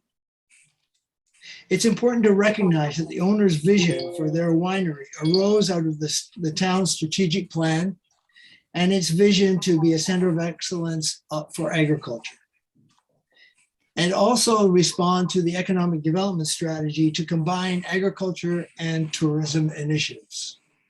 With that in mind, I'd like to introduce Lou Marcantonio, who will describe how this vision, how the plan responds to the vision and the goals of the community.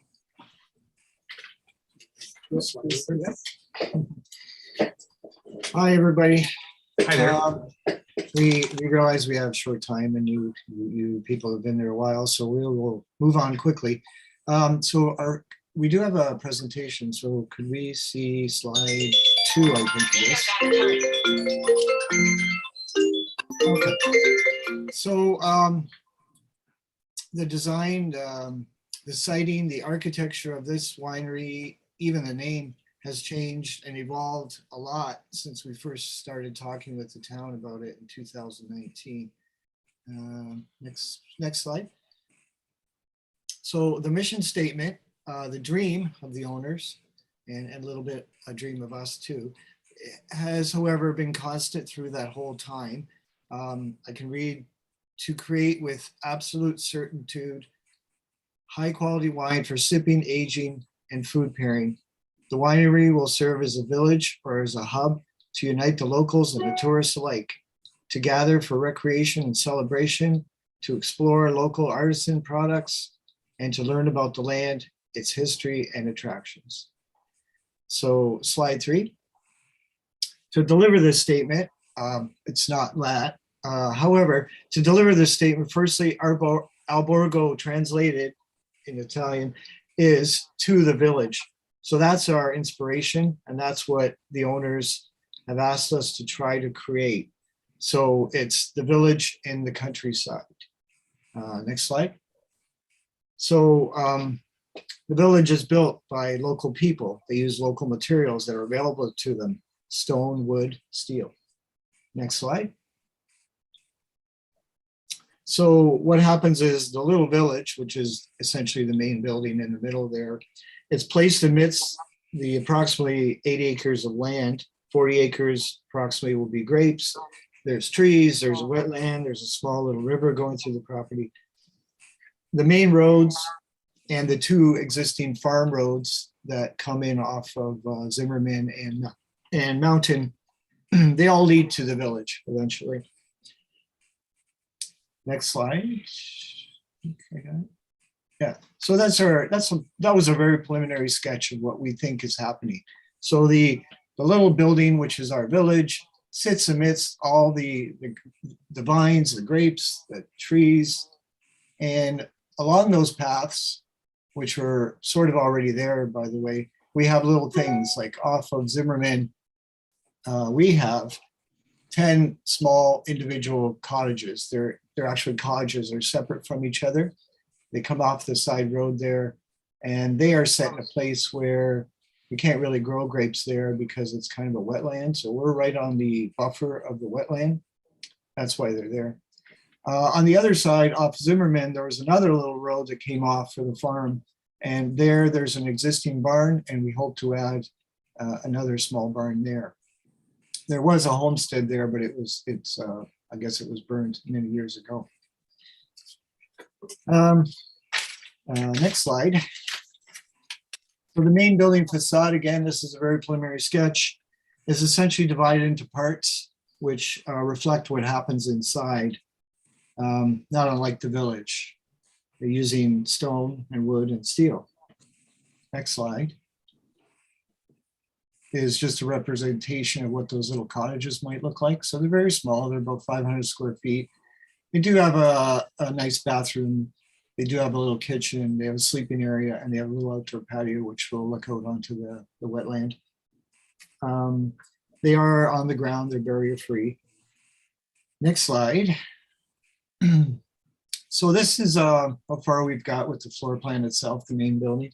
So the main entrance level, which is again flush as you come in, it's barrier free. Basically, it's a large center. It's 2-story volume, lots of light. There's a front portico out there, so you can stand under there in the rain and the snow. That center is going to be, we call it a foyer, but really it's a market. It's a place where people can come, and we hope people come to sell their products, their crafts, their trades, their goods and services. There's room for shows, displays that can spill outside onto our big verandas that we have. On the right side, there's a large space. That's the biggest kind of room we have there. And that's a multi-use space. It's served by a kitchen, coat rooms, washrooms, small bars. That's where we hope we can have events, all kinds of events, parties, art shows, car and tractor display, conferences, cooking and pairing, cooking competitions, dancing. So we're hoping to get the community to come here. We want it to be a very busy place. Next slide should be the lower level. Okay, so the lower level is essentially where the good stuff happens. The grapes come in at one end, grapes and their fruits come in at one end, and they basically become a delicious wine. And the wine gets sold upstairs in the market or in the little cafe. Down on this level, there's a tiny little cafe in the back.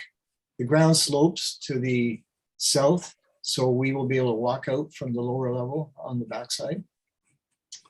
And also on this floor, there's a little kitchen. So the product is produced there. It goes upstairs into the shop, into the cafe, into the patios, or we ship it from the town of Lincoln to all over the world. Next slide. That's our third level. Third level is mostly the upper areas of the large production rooms on the left you see there, and the multi-story space, the multi-use space on the other. There's a little bit of room for some storage up there and some administration.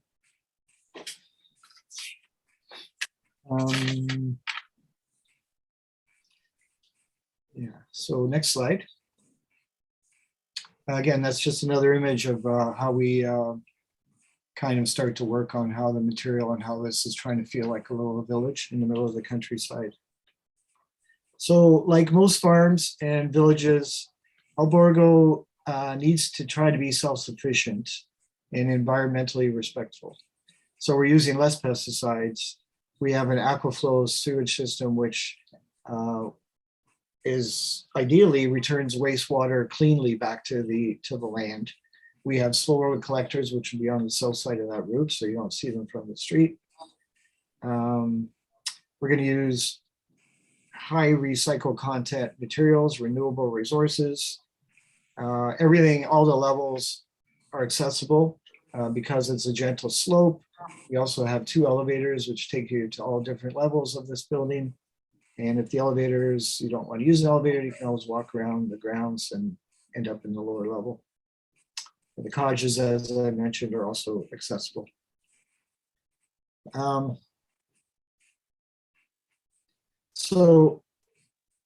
Because I heard earlier you talk about the 2%, we worked with planning for a very long time with Stephen and Josh Workington, who's been great. And we've got ourselves down to 2.08%. And we understand there's still room that we can manipulate and massage and try to get it down. It doesn't seem like a lot, but it is, and it's very difficult to do. And I appreciate how difficult it was for the other people as well. So finally, Albergo wants to be a village, wants to be a place where people come, they meet, they market, they eat, they sip the wine, they play there, they stay in our little 10 cottages, and a lot of people work there. Thank you. Thank you. very interesting proposal you brought before us. Are there any questions from council? Don't see any. I'm going to ask Councilor Bernay. I see your hand is up. Yeah, through you, Chair. I just can't let it go without asking one question at least to the presenters.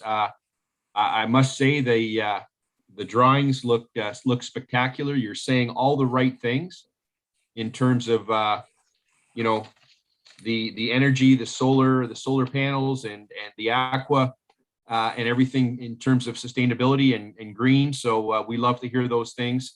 You mentioned right at the end, Stephen, I believe you mentioned in terms of a village and bringing people here, and you talked about employment and jobs. As this would develop, what type of a job provider do you think that this village would be over time? What are we looking at? Just throw me a number. I don't know that I should be. I don't know if Alessandro is available, but we are starting from nothing at that site. So we first of all need to make wine, and we need farmers to farm all those 40 grapes. Then we need people to take care of this place and run the shop and run the winery and ship things all over the world. I wish I could give you that number. I really don't. Maybe I can. Hi, I'm Alessandro Spaziani. I'm one of the owner of this property. And this has been one of my vision and dream for a long time. And once it's up and running, I believe we'll probably be hiring about 40 people if everything falls right. Between the winemakers, seasonal workers, the hospitality, the restaurants, and also the different tours that we'll be having. But it's not going to happen overnight. You know, this is probably a 5 to 7 year plan. Right. Yes. Welcome, Alessandro. Thank you for that answer. Councilor Bernay? Yeah, no, it just, you know, I'm one of the ward councilors in Ward 2 where this is situated. I think it's a great concept, and I think you're going about this in the appropriate fashion to become a partner, collaborating with the town and our economic development team. And we look forward to seeing this thing proceed over the next few years. Thank you. Thank you. Councilor Pachariva. Thank you, Chair Mekaluk, and through you to Stephen and Alessandro, and thank you very much for the presentation. And again, I'm your other ward councillor, so it's an exciting concept for our area. I sat in on the public meeting a couple of weeks ago, and you know, some of the concerns were with the respect to the location of the cabins, and just cottages. Yes. Okay. Yeah, cottages. Yeah, and just to get your thoughts, like, I know that you had mentioned that there was a barn in a former homestead that burned down on Zimmerman Road. Yes. Wouldn't that be a much better location to have these located rather than a regional, like, it's not a regional road because it ends at Fly, but you know, you're going to have quarry traffic in that Zimmerman Road. There's no one on it. It would be more quaint and closer to the village, right? To the concept. This evolved, and originally when I put this in front of Alessandro and his partners, the cottagers were actually on both sides of the main road going into the winery. I thought that might be interesting, but then there's issues with that. I mean, if people are there to sleep, that's probably not a good thing. Then we did try that location because there was a homestead there. However, there's a creek there, and that is under Niagara Peninsula Conservation Authority. They have quite a setback from their little creek. And I didn't have any room left by the time we're done. Like, we're lucky the barn is there because it never would be permitted ever again. So that's why it didn't go there. And we didn't want to just invent a spot. So we went to the other side where there's kind of like a little, I don't know if it's a culvert, but it comes off that road and it winds around the wetland and it heads onto the farm. So there's an opportunity that theoretically is already coming off that road. And there's really nobody out there, and we can't grow anything there because it's bordering on the wetland. So it's kind of not a bad spot. It's I agree. It's would have been nicer to, so somebody that is staying is going for a walk to get to the winery, but that's okay. And there is a path there. It's not. It's really a farm path. It's not a. We're probably not going to do a paved road. It's probably just a gravel path. So that's why it's there. Okay, Stephen, thank you. No, thank you very much. And I mean, Yeah. if you're doing weddings and that, it's far enough removed that if someone wants to retire early, they're not caught up in the revelry of the occasion. But no, However, they have to find their way back to the cottage. they do. They do. I would have torches, but no, that's you know what? Going with the Roman theme, the torches. No, exciting concept, guys. Thank you. Thank you, Councillor. Councillor McPherson. Thank you, Mr. Chair, and through you first of all, to Alessandro, congratulations again, for being first in line along with Permore Set for bringing boutique accommodations forward in our community. And I think in particular, this development checks, many, if not all of the boxes in that you're really starting with a greenfield operation that, from what I can tell, is really not producing much today. And that you're planting vines and you're going to bring life to a piece of property that doesn't have it today. So congratulations, Alessandro. I'm also encouraged to hear that there is work being done on the coverage, the 2% target. In the report, it actually calls out 2.3% currently. So it sounds like there's been work done since the report was written. And I would absolutely encourage you to do what we can do to get to that 2% number, because I think it's important that these being the first out of the gate development applications that we try to hold as tightly as we can to that 2% number. So again, very, very excited with the development in front of us, and I know that you're working closely with staff to get it done. I'd love to see it done earlier than 5 to 7 years. That is a number that, be nice to squeeze that down by a couple of years or more, but I'll leave that with the owner and the architects. I think that the town is certainly not going to be in your way to move quickly. Thank you very much, Mr. Chair. If I might, Mr. Chair, while the project may be a 5 to 7 year project, we're certainly looking forward to putting the shovel in the ground in 2022. I'm sorry, let me clarify that. What I'm saying is to hire 40 people, to have a staff of 40 people will be the 5 to 7 year. To be able to start building, I'd like to start tomorrow if I can, and get it done by the end of next year. The actual staffing up, getting the right people in place with the winemaker, with the people for the hospitality and all that takes time.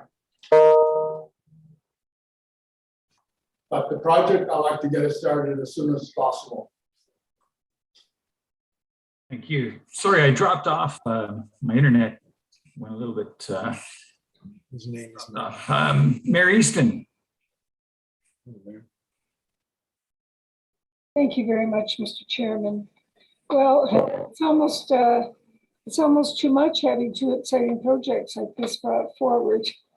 Really, you seem to be getting it all in one night, but two great ones. And I certainly get this idea of the little village, Alessandro. I think that you've really captured something very unique for this area. And I'm wondering, Mr. Chairman, and maybe Stephen will be able to answer this question, I hope, but I'm looking at the amount of wetland, and first of all, I can't remember how many acres that is. But has there been any discussion with the architects in regard to raised boardwalks throughout the wetlands? Seems such a shame not to incorporate that important feature in the experience of anybody who comes and stays overnight. And having said that, I was also concerned that there be enough buffering along Mountain Street and Zimmerman Road, although it's quite a bit quieter, but still, Mountain Street and Fly for sure, to try and create this as really the kind of a little village that you want, which are generally speaking out in the middle of nowhere. What are your thoughts about it? Well, thank you, Mary Easton, and through you, Mr. Chairman. It's interesting, we're protecting the wetland and respecting the buffer that is required for the wetland. I have initiated conversations with the Conservation Authority around that very question of looking for the potential to interpret the wetland and have an opportunity for the visitors to the winery to have an experience in the wetland. Those conversations have only just begun. And frankly, in my conversations with the Conservation Authority, it will be a slow process to understand the wetland, to understand how we can interpret it in a way that the Conservation Authority would be comfortable. I've certainly been in wetlands and national parks that are interpreted, and I'm sure we can do that if there was a will. Now, one of the magical pieces for me for this development is we are introducing a vineyard into an old cornfield that beat the heck out of the soil. We've started rehabilitating the soil and planting the grapes. So the views from the surrounding streets, surrounding roads will be one of seeing vineyards from one arterial road to another, with a winery secluded, really some distance from each of these roads in the center of the property. So in fact, it creates very little impact on the surrounding property, other than the fact that you have this beautiful view across the vineyards into the winery. Okay, Mr. Chairman, that's very helpful. I'm looking now at this hub and spoke model of the cottages, and because it's so close to Mountain Street, that's what got me thinking that, you know, potentially a buffer might be necessary. Yeah. And so, but also it sounded to me, Stephen, in your presentation that you were encouraging a lifestyle on the property, which of course is very appealing. But the sounds do carry quite a bit out in the country. And that's the other reason that I wondered if you had given consideration to the buffers. Through you, Mr. Chair, yes, I think our landscape plan has been submitted, although they didn't address enough attention to the little cottage location. So there's probably going to be some work to be done on that. I think it is. I think it is supposed to feel a little quieter in that area. You're supposed to feel like you're away, you're somewhere. So we need to work on that. So that will happen probably with a little help from our landscape architect. Yeah, I don't know about the noise from the winery, because if there is an event, it's we have a room inside pretty well. So I'm not sure how that works. And the vines, you're right, out in the country sometimes, depending on which way the wind blows, sounds carry for miles. So we need to work on that, and we will. Well, I'm not bringing it up as a barrier. I'm No. really just suggesting that we have had some experience with this, and it gets a bit testy when we've underestimated what the potential could be. We can't control every moment. I'm very interested in what you're bringing forward here. I think this is very, very exciting, and to have it up in the mountain is wonderful. Excellent. So I wish you all the best, and definitely in the work that you're going to be doing going forward, even more work with our staff, who are certainly looking for solutions on every occasion. Thank you very much. Thank you, Mr. Chairman. Thank you. Thank you. I see no other hands. Councillor Vice Chair Brene, could you take the chair for a moment? A couple questions. Absolutely, Councillor Mikulik, go right ahead. Thank you. Through you to the delegation. I think it's an exciting destination sort of project that you brought forward. Certainly interesting. Curious, what is there a timeline as far as when you propose to start construction on this project? Quickly, can you give me permission to start? Pardon me, sorry? I said, how quickly can you give me the permission? Okay, so that's the answer. I like to get the travel by March if I could. Thank you for that answer. So through you, Vice Chair Brene, I don't believe that grapes have ever been grown on this property before. And, you know, like, what would happen if grapes are not able to grow on this property? How do we know that we will be, or you will be able to produce wine? Actually, we have tested the soil. We have planted a new variety of grapes, which will actually grow on that type of soil, right? And that we have no doubt that we will have a harvest within the next 2 years. Okay, appreciate that, because that you took the time to do it, because typically, you know, you see these sorts of applications on existing farms that have, you know, produced wines, and they look for value-added sort of projects like this to complement their existing winery. And I'm just curious about the process in terms of growing grapes and producing wine.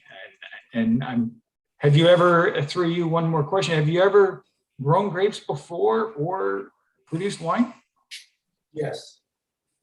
Okay, thank you very much. Thank you very much, Vice Chair Brene. Okay, thank you, Councillor. All right. So thank you, Stephen, Lou, and Alessandro for coming here tonight and presenting. We have an individual that has requested to be included in this public hearing. Riley Griffin. Sorry, Chair. Sorry. We're going to receive that presentation first, and then we'll move to the delegations. Okay.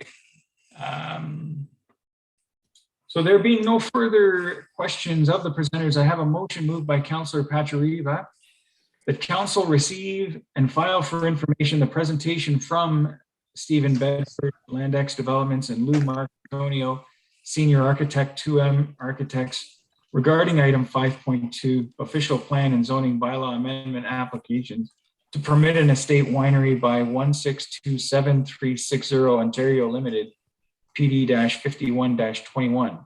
I will now ask our deputy clerk to call out the vote. Thank you, Chair. Councillor Brene? Yes. Councillor McPherson? Yes. Chair Mikulik? Yes. Councillor Pachariva? Yes. Councillor Regina? Yes. Deputy Mayor Russell? Yes. Councillor Timmers? Yes. Mayor Easton? Support. Thank you. That carries, Chair. Okay, thank you. So a bit of a deja vu here, but thank you again, Alessandro, Stephen, and for your presentation tonight. We have an individual that requested to be included in this public hearing.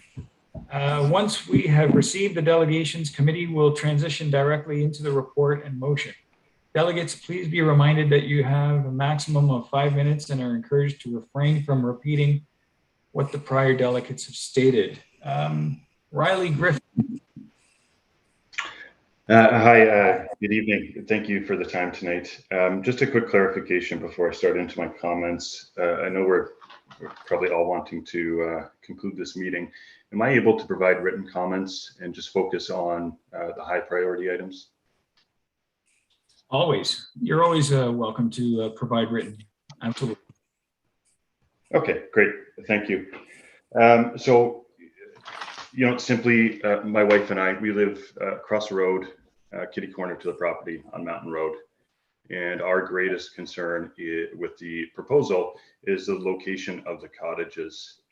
And I think secondary concern is just the number of inconsistencies to get the presentation that we've heard tonight relative to the application. And first and foremost, I want to point out that the applicant's consultant tonight said that the cottages were about 500 square feet each. And in the application, it's only proposed as 63 square meters.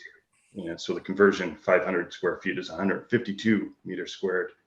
But the application is 63 meters squared each. I think that the inaccuracies in the application are cause for concern. It just seems a little bit sloppy. And just overall, a little bit concerned about the proposal moving forward with the lack of detail and specifics at this point. And for example, there were a number of promises made this evening about use of less pesticides, using recycled materials, renewable resources, hiring of up to 40 employees.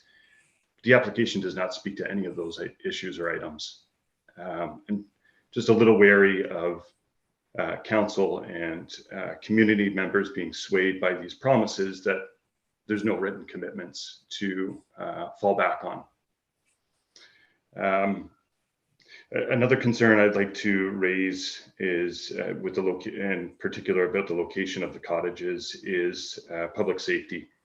Mountain Road is a very busy road, and if the applicants are community members around Mountain Road, they will know of the extreme speeding issues and distracted driving problem on Mountain Road. It's not just with residential traffic, it is mostly with truck traffic coming out of that quarry. So to put 10 more units onto Mountain Road is increasing that risk and public safety issue. Again, with the location of the proposed cottages, I've spoken to my neighbors. I'm not sure if the applicant has, never knocked on my door. But what I'm hearing from the neighbors is the site of the proposed cottages is actually an illegal dumping site. That area has been filled and altered a number of years ago. And at this point, it does back onto those wetlands. And I'm concerned that the wetland boundaries that we see on the Conservation Authority mapping, which is represented in the application by the applicant, is not what you see in the field. What you see on the map is not what you see in Google Earth. It's not what you see when you enter or look at the property, even from the roadside. So I just question the feasibility and the prior use and misuse of the property and why those cottages are going there.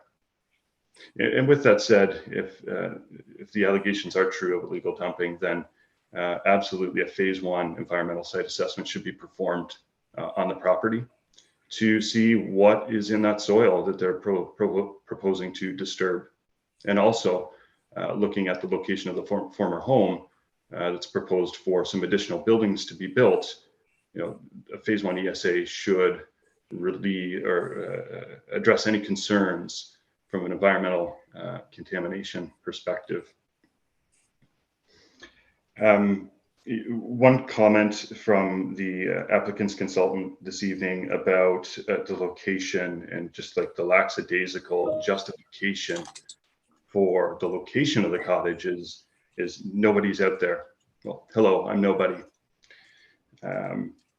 And also that it seemed to be an appropriate location because there was an appropriate amount of space. I think one of the councillors suggested, how about the former building location as an appropriate site for these cottages? I think the response was there's not enough space. But if you actually look at that site plan application, the setbacks are not restrictive. And there's already 2 access points proposed on Zimmerman Road. Why not put the cottages in a more appropriate location?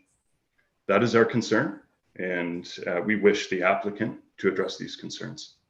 Thank you. Thank you, Riley.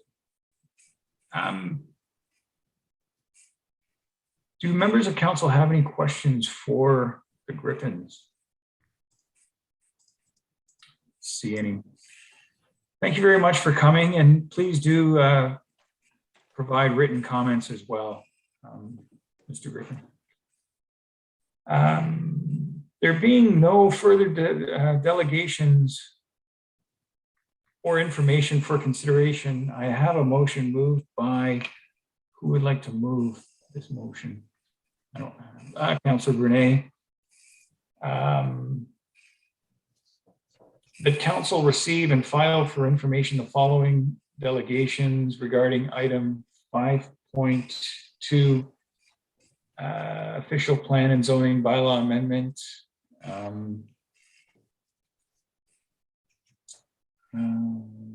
Application by, so I'm going freehand here, so. If I may help share. Riley Griffin, yeah. But so the application is by 1627 360 Ontario Inc. And that we will be receiving and filing the delegation from Riley Griffins. That's fantastic. I couldn't have said it better myself. Thank you. Councillor Brunei? Yes. Councillor McPherson? Yes. Chair Micklick? Yes. Councillor Pachariva? Yes. Councillor Regina? Yes. Deputy Mayor Russell? Yes. Councillor Timmers? Yes. Mayor Easton? Support. Thank you. That carries, Chair. Thank you.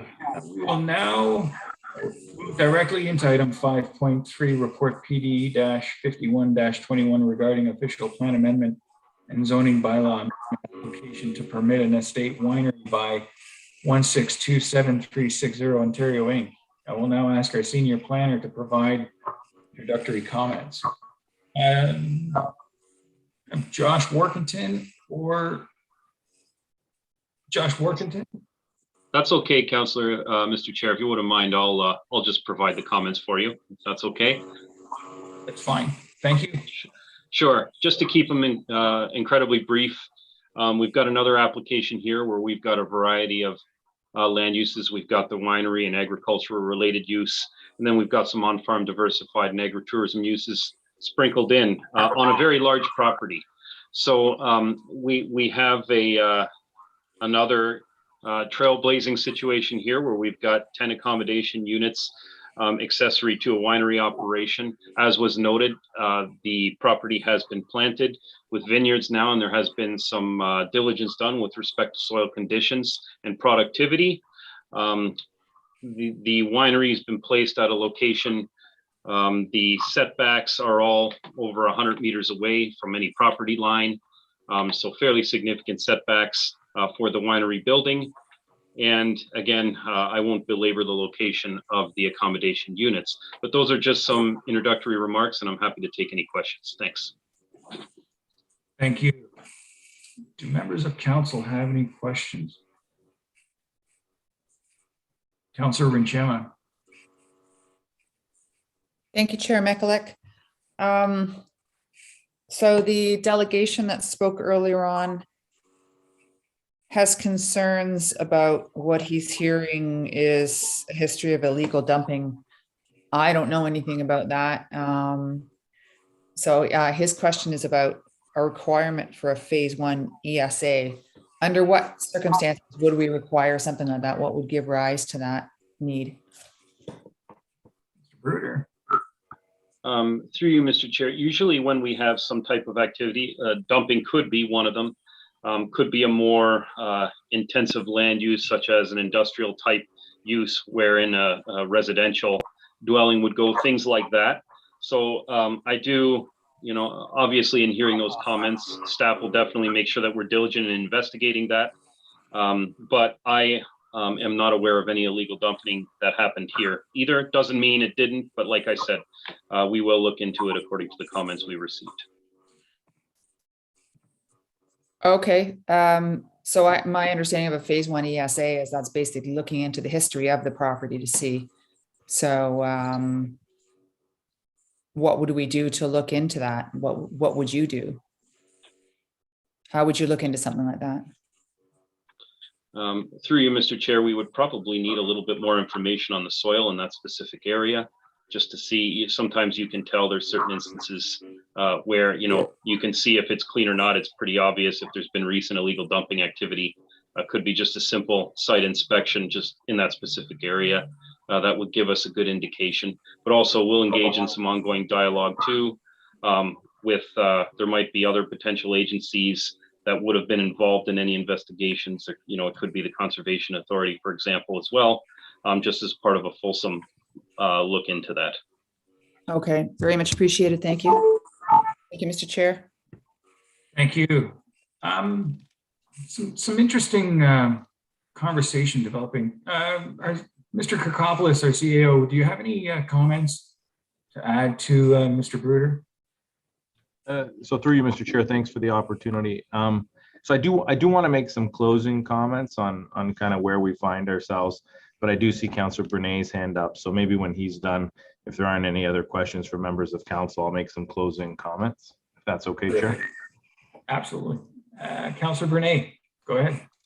Yeah, so my question when I put my hand up was going to be specifically exactly what Councillor Rinjema brought up. So through you, Chair, to Mr. Bruder, is this, like, obviously this is a large tract of land, we're looking at 31 hectares, almost 80 acres, significant wetlands, significant woodlots. We had corn grown on this property for years. I don't know what other cash crops, and now we're injecting vineyards. Is this something? First of all, let me start by asking what dialogue, what response, what reply, what discussion have we had with NPCA to this point? Through you, Mr. Chair. Well, they were definitely involved in from the pre-consultation onwards, just being that there's those types of wetlands, water course on the property. We also circulate them when we get these applications in for comment. We also provided circulation to the region as well. Usually through virtue of that process, there is some history of the property that's revealed. There's discussions about the potential for those types of requirements. Oftentimes the requirement for a phase 1 environmental site assessment or things like that are determined by the region. We didn't get any such determination when we went through these processes, but both of those agencies have been involved from the outset. Okay, and that's great. I appreciate that, and I would fully expect that. Fully supportive of this conceptually, but the same as what we heard on the property in Jordan with Pearl Morissette. I think it's really, really important that we make sure that we're making sure that residents who have lived in the area, concerns are heard. So, we heard from the architect earlier this evening, and we heard from Alessandro, that they're anxious to get going. They'd like to put a shovel in the ground right away. I'm hoping that, these concerns in terms of, again, where the accommodations would be are clearly dealt with. I want to make sure this is as anyone that's driven up there knows, this is kind of a fairly remote area. You've got quarries. There's not a lot of, houses, but I want to make sure that I'm surprised that there's not more delegates, to be honest, and to be frank. So I want to make sure that, proper correspondence and communication has gone out to anyone within the area, the location, so that, people are aware of what's happening up there, and everyone gets an opportunity to express their concerns. in terms of, whatever it is, whether it's, dumping that's taken place on property in the past, or whether maybe where these cottages should be. And I think Mr. Griffin did articulate some really good points, and even the architect had suggested they had looked at some of those things and had entertained that. So I just want to make sure that that not only the Griffins, but anyone else that might have a concern really has a voice at the table. Thank you, Chair. Thank you. Deputy Mayor Russell. Thank you, Mr. Chair. I'm sorry, I'm going to go back to percentages again. Got my calculator out. What percentage of the land is zoned as agricultural? Through you to Mr. Bruder, if he knows. Bruder. Through you, Mr. Chair, I actually don't have a number right in front of me. I probably could calculate it fairly quickly and get back to you, but I don't have the actual figure at the moment. Okay, so that's fine. Through you, Mr. Chair, is that 2.3% a percentage of the agricultural land or the total lot? Through you, Mr. Chair, that's a percentage of the whole lot, everything. So again, through you, Mr. Chair, last little point. So again, if we're looking at actual percentage of farmland or usable farmland that is going to be removed for, I'm just thinking of those accommodations on that on the side there. The percentage is actually higher than 2.3% of the actual usable agricultural land, but when you factor in the wetlands and everything that's preserved through the Conservation Authority, it brings it down to that 2.3%, but we're actually going to be taking a larger percentage of the usable farmland than 2.3%. Is that accurate, or would you think so? Through you, Mr. Chair, I think I see where you're going with that, Councillor. I understand where you're coming from. I think, in terms of the location, perhaps of the accommodations per se, not necessarily. Not sure how much viable activity can go in that particular area, but overall, with the ag related use, like the winery itself and some of the on-farm diversified units we're in, yes. But again, it's not an unusual approach when we look at these calculations. We look at it in terms of the whole parcel, and for some of the other wineries, although they're not necessarily considered on-farm diversified uses, kind of the same principle would apply. But I can appreciate your point. Yes. Yeah, I'm concerned about losing a larger chunk of actual agricultural land for these diversified uses than what the percentage is. I think there's a lot of interpretation that can go on, and I think because we are trying to, I don't want to set the gold standard, but we are trying to lay the foundation for future decisions. We need to be very particular in how we are coming up with that calculation and making sure that it's being used accordingly. Thank you.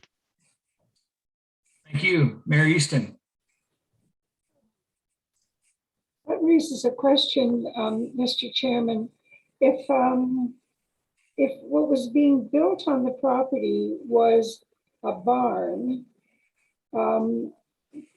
because of the intensification of the farm activities was changing, was being increased, and it was actually a barn or some accessory use that was directly related, would that 2.3% still be the number we would be looking at? Through you to Mr. Brewer. Through you, Mr. Chair. No, I mean, for a barn, when a barn's built on any agricultural property, it wouldn't be considered within that calculation at all. It's just a permitted agricultural use, provided it meets general setbacks in our zoning bylaw. Really, it can be put anywhere, including on cropland. And yet, Mr. Chairman, it does take agricultural land out of operation. Through you to Mr. Brewer. Is that correct? Through you, Mr. Chair, in some cases that would be the case. I mean, usually standard practice for an agricultural operator is to try to minimize where that happens, but you're right, when it supports an agricultural use and it's considered one in of itself, which could mean a barn for storage of equipment, yeah, it could potentially be placed on area otherwise used for agricultural production. Okay, that's helpful. Thank you very much. Thank you, Mr. Chairman. Thank you. Just at this time, I'll ask Councillor and Vice Chair Brunei to take the chair while I have a question. Go ahead, Councillor Michalak. Thank you. Through you to Mr. Bruder. So earlier I heard about currently there's vines planted, but we're not, we're hopeful that there is going to be grapes produced and wine made. What happens if this doesn't work out and the building is built, the cottages are built, and yet we find ourselves that this farm is not a viable farm for the intended use that's proposed? Through you, Mr. Chair, to Councillor Mikulik. In those situations, our official plan does contain some wording where, in certain cases, the vineyards have to be in full production by the time building permit is ready, or by the time we could change that to potential occupancy permit status. There's a bunch of things we can do even via our site plan process to ensure that the vines make it to full production by the time everything is built and ready to go, or they can't get certain permits. That is an option we can take, and that is built into our official plan. Thank you very much. Thank you, Vice Chair Bernay. No other questions? No, that's good. Okay, back to you, Chair. Thank you. So there being no further discussion, I have a motion. Oh, sorry. Chair. My apologies, Mr. Kirkopoulos. Thank you, Mr. Chair. So just maybe some closing comments, because I think, both Deputy Mayor Russell's comments and the mayor's comments and yours and all of council's, I think we're good tonight. A lot of people mentioned we're really laying the groundwork and setting the stage. And I'll harken back to maybe where we were 4 or 5 years ago, not just where we are right now. And that is, you've heard me often talk about readying the community, whether the change, whether it be for things that are coming in this case, investment. And so we've done a lot in terms of investment and being investment ready. Kudos to planning staff, Matt, Josh, that are here tonight, economic development staff. We're seeing, I think, or reaping the benefits, to use a farm analogy, of some of those investments that we've made in some of the work. And some of the advocacy. We've been working with the private sector. We've been advocating with upper levels of government. We put an economic development and tourism strategy in place. So I think it's important to harken back to those great questions. There's no finality to, I think, what we discussed tonight. I think we need to get design down a little bit. I think we need to get location down a bit. And I think we need to look at those percentages. So all good comments tonight. But this is not just something that's happening in isolation. This does go back to decisions that this council, previous councils, and councils before that made as they looked at that value add proposition. So, it really is a building block on all that. And I think, we heard from, our community and some residents, some who are impacted. And so obviously they have a perspective that's important. But, I look forward to bringing before you some final reports that incorporate a lot of what we've heard tonight. So thank you for the opportunity, Chair Mikulik, to make some comments. No, appreciate your insight. It's certainly it's been an interesting night. We've heard a lot. There's a lot to digest, and like other councillors have mentioned, we certainly want to do this right the first time as best as possible. So there being no further discussion, I have a motion moved by Councillor Pachariva that council receive and file report PD-51-21 regarding official plan amendment and zoning bylaw amendment application to permit an estate winery by 162-7360 Ontario Limited, and that a recommendation report be prepared once all comments have been received and any identified issues have been addressed. I will now ask our deputy clerk to call out the vote. Thank you, Chair. Councillor Bernay? Yes. Councillor McPherson? Yes. Chair Mikulik? Yes. Councillor Pachariva? Yes. Councillor Rajima? Yes. Deputy Mayor Russell? Yes. Councillor Timmers? Yes. Mayor Easton? Support. Thank you. That carries, Chair. Thank you, Deputy Clerk. The Deputy Clerk will proceed to reinstate Councillor Reimer to the meeting as discussion and voting is now completed. Devan, please confirm when ready to proceed. Thank you, Chair. We are ready to proceed. Okay, we have now concluded the statutory public meeting section of the agenda and will now We'll now take a break. We'll take a break. Councillor Reimer, we're going to take a break. I appreciate you coming back. A 5-minute break for a bio break, and resume with the Planning and Economic Development Committee agenda. So we'll see everyone at, let's say,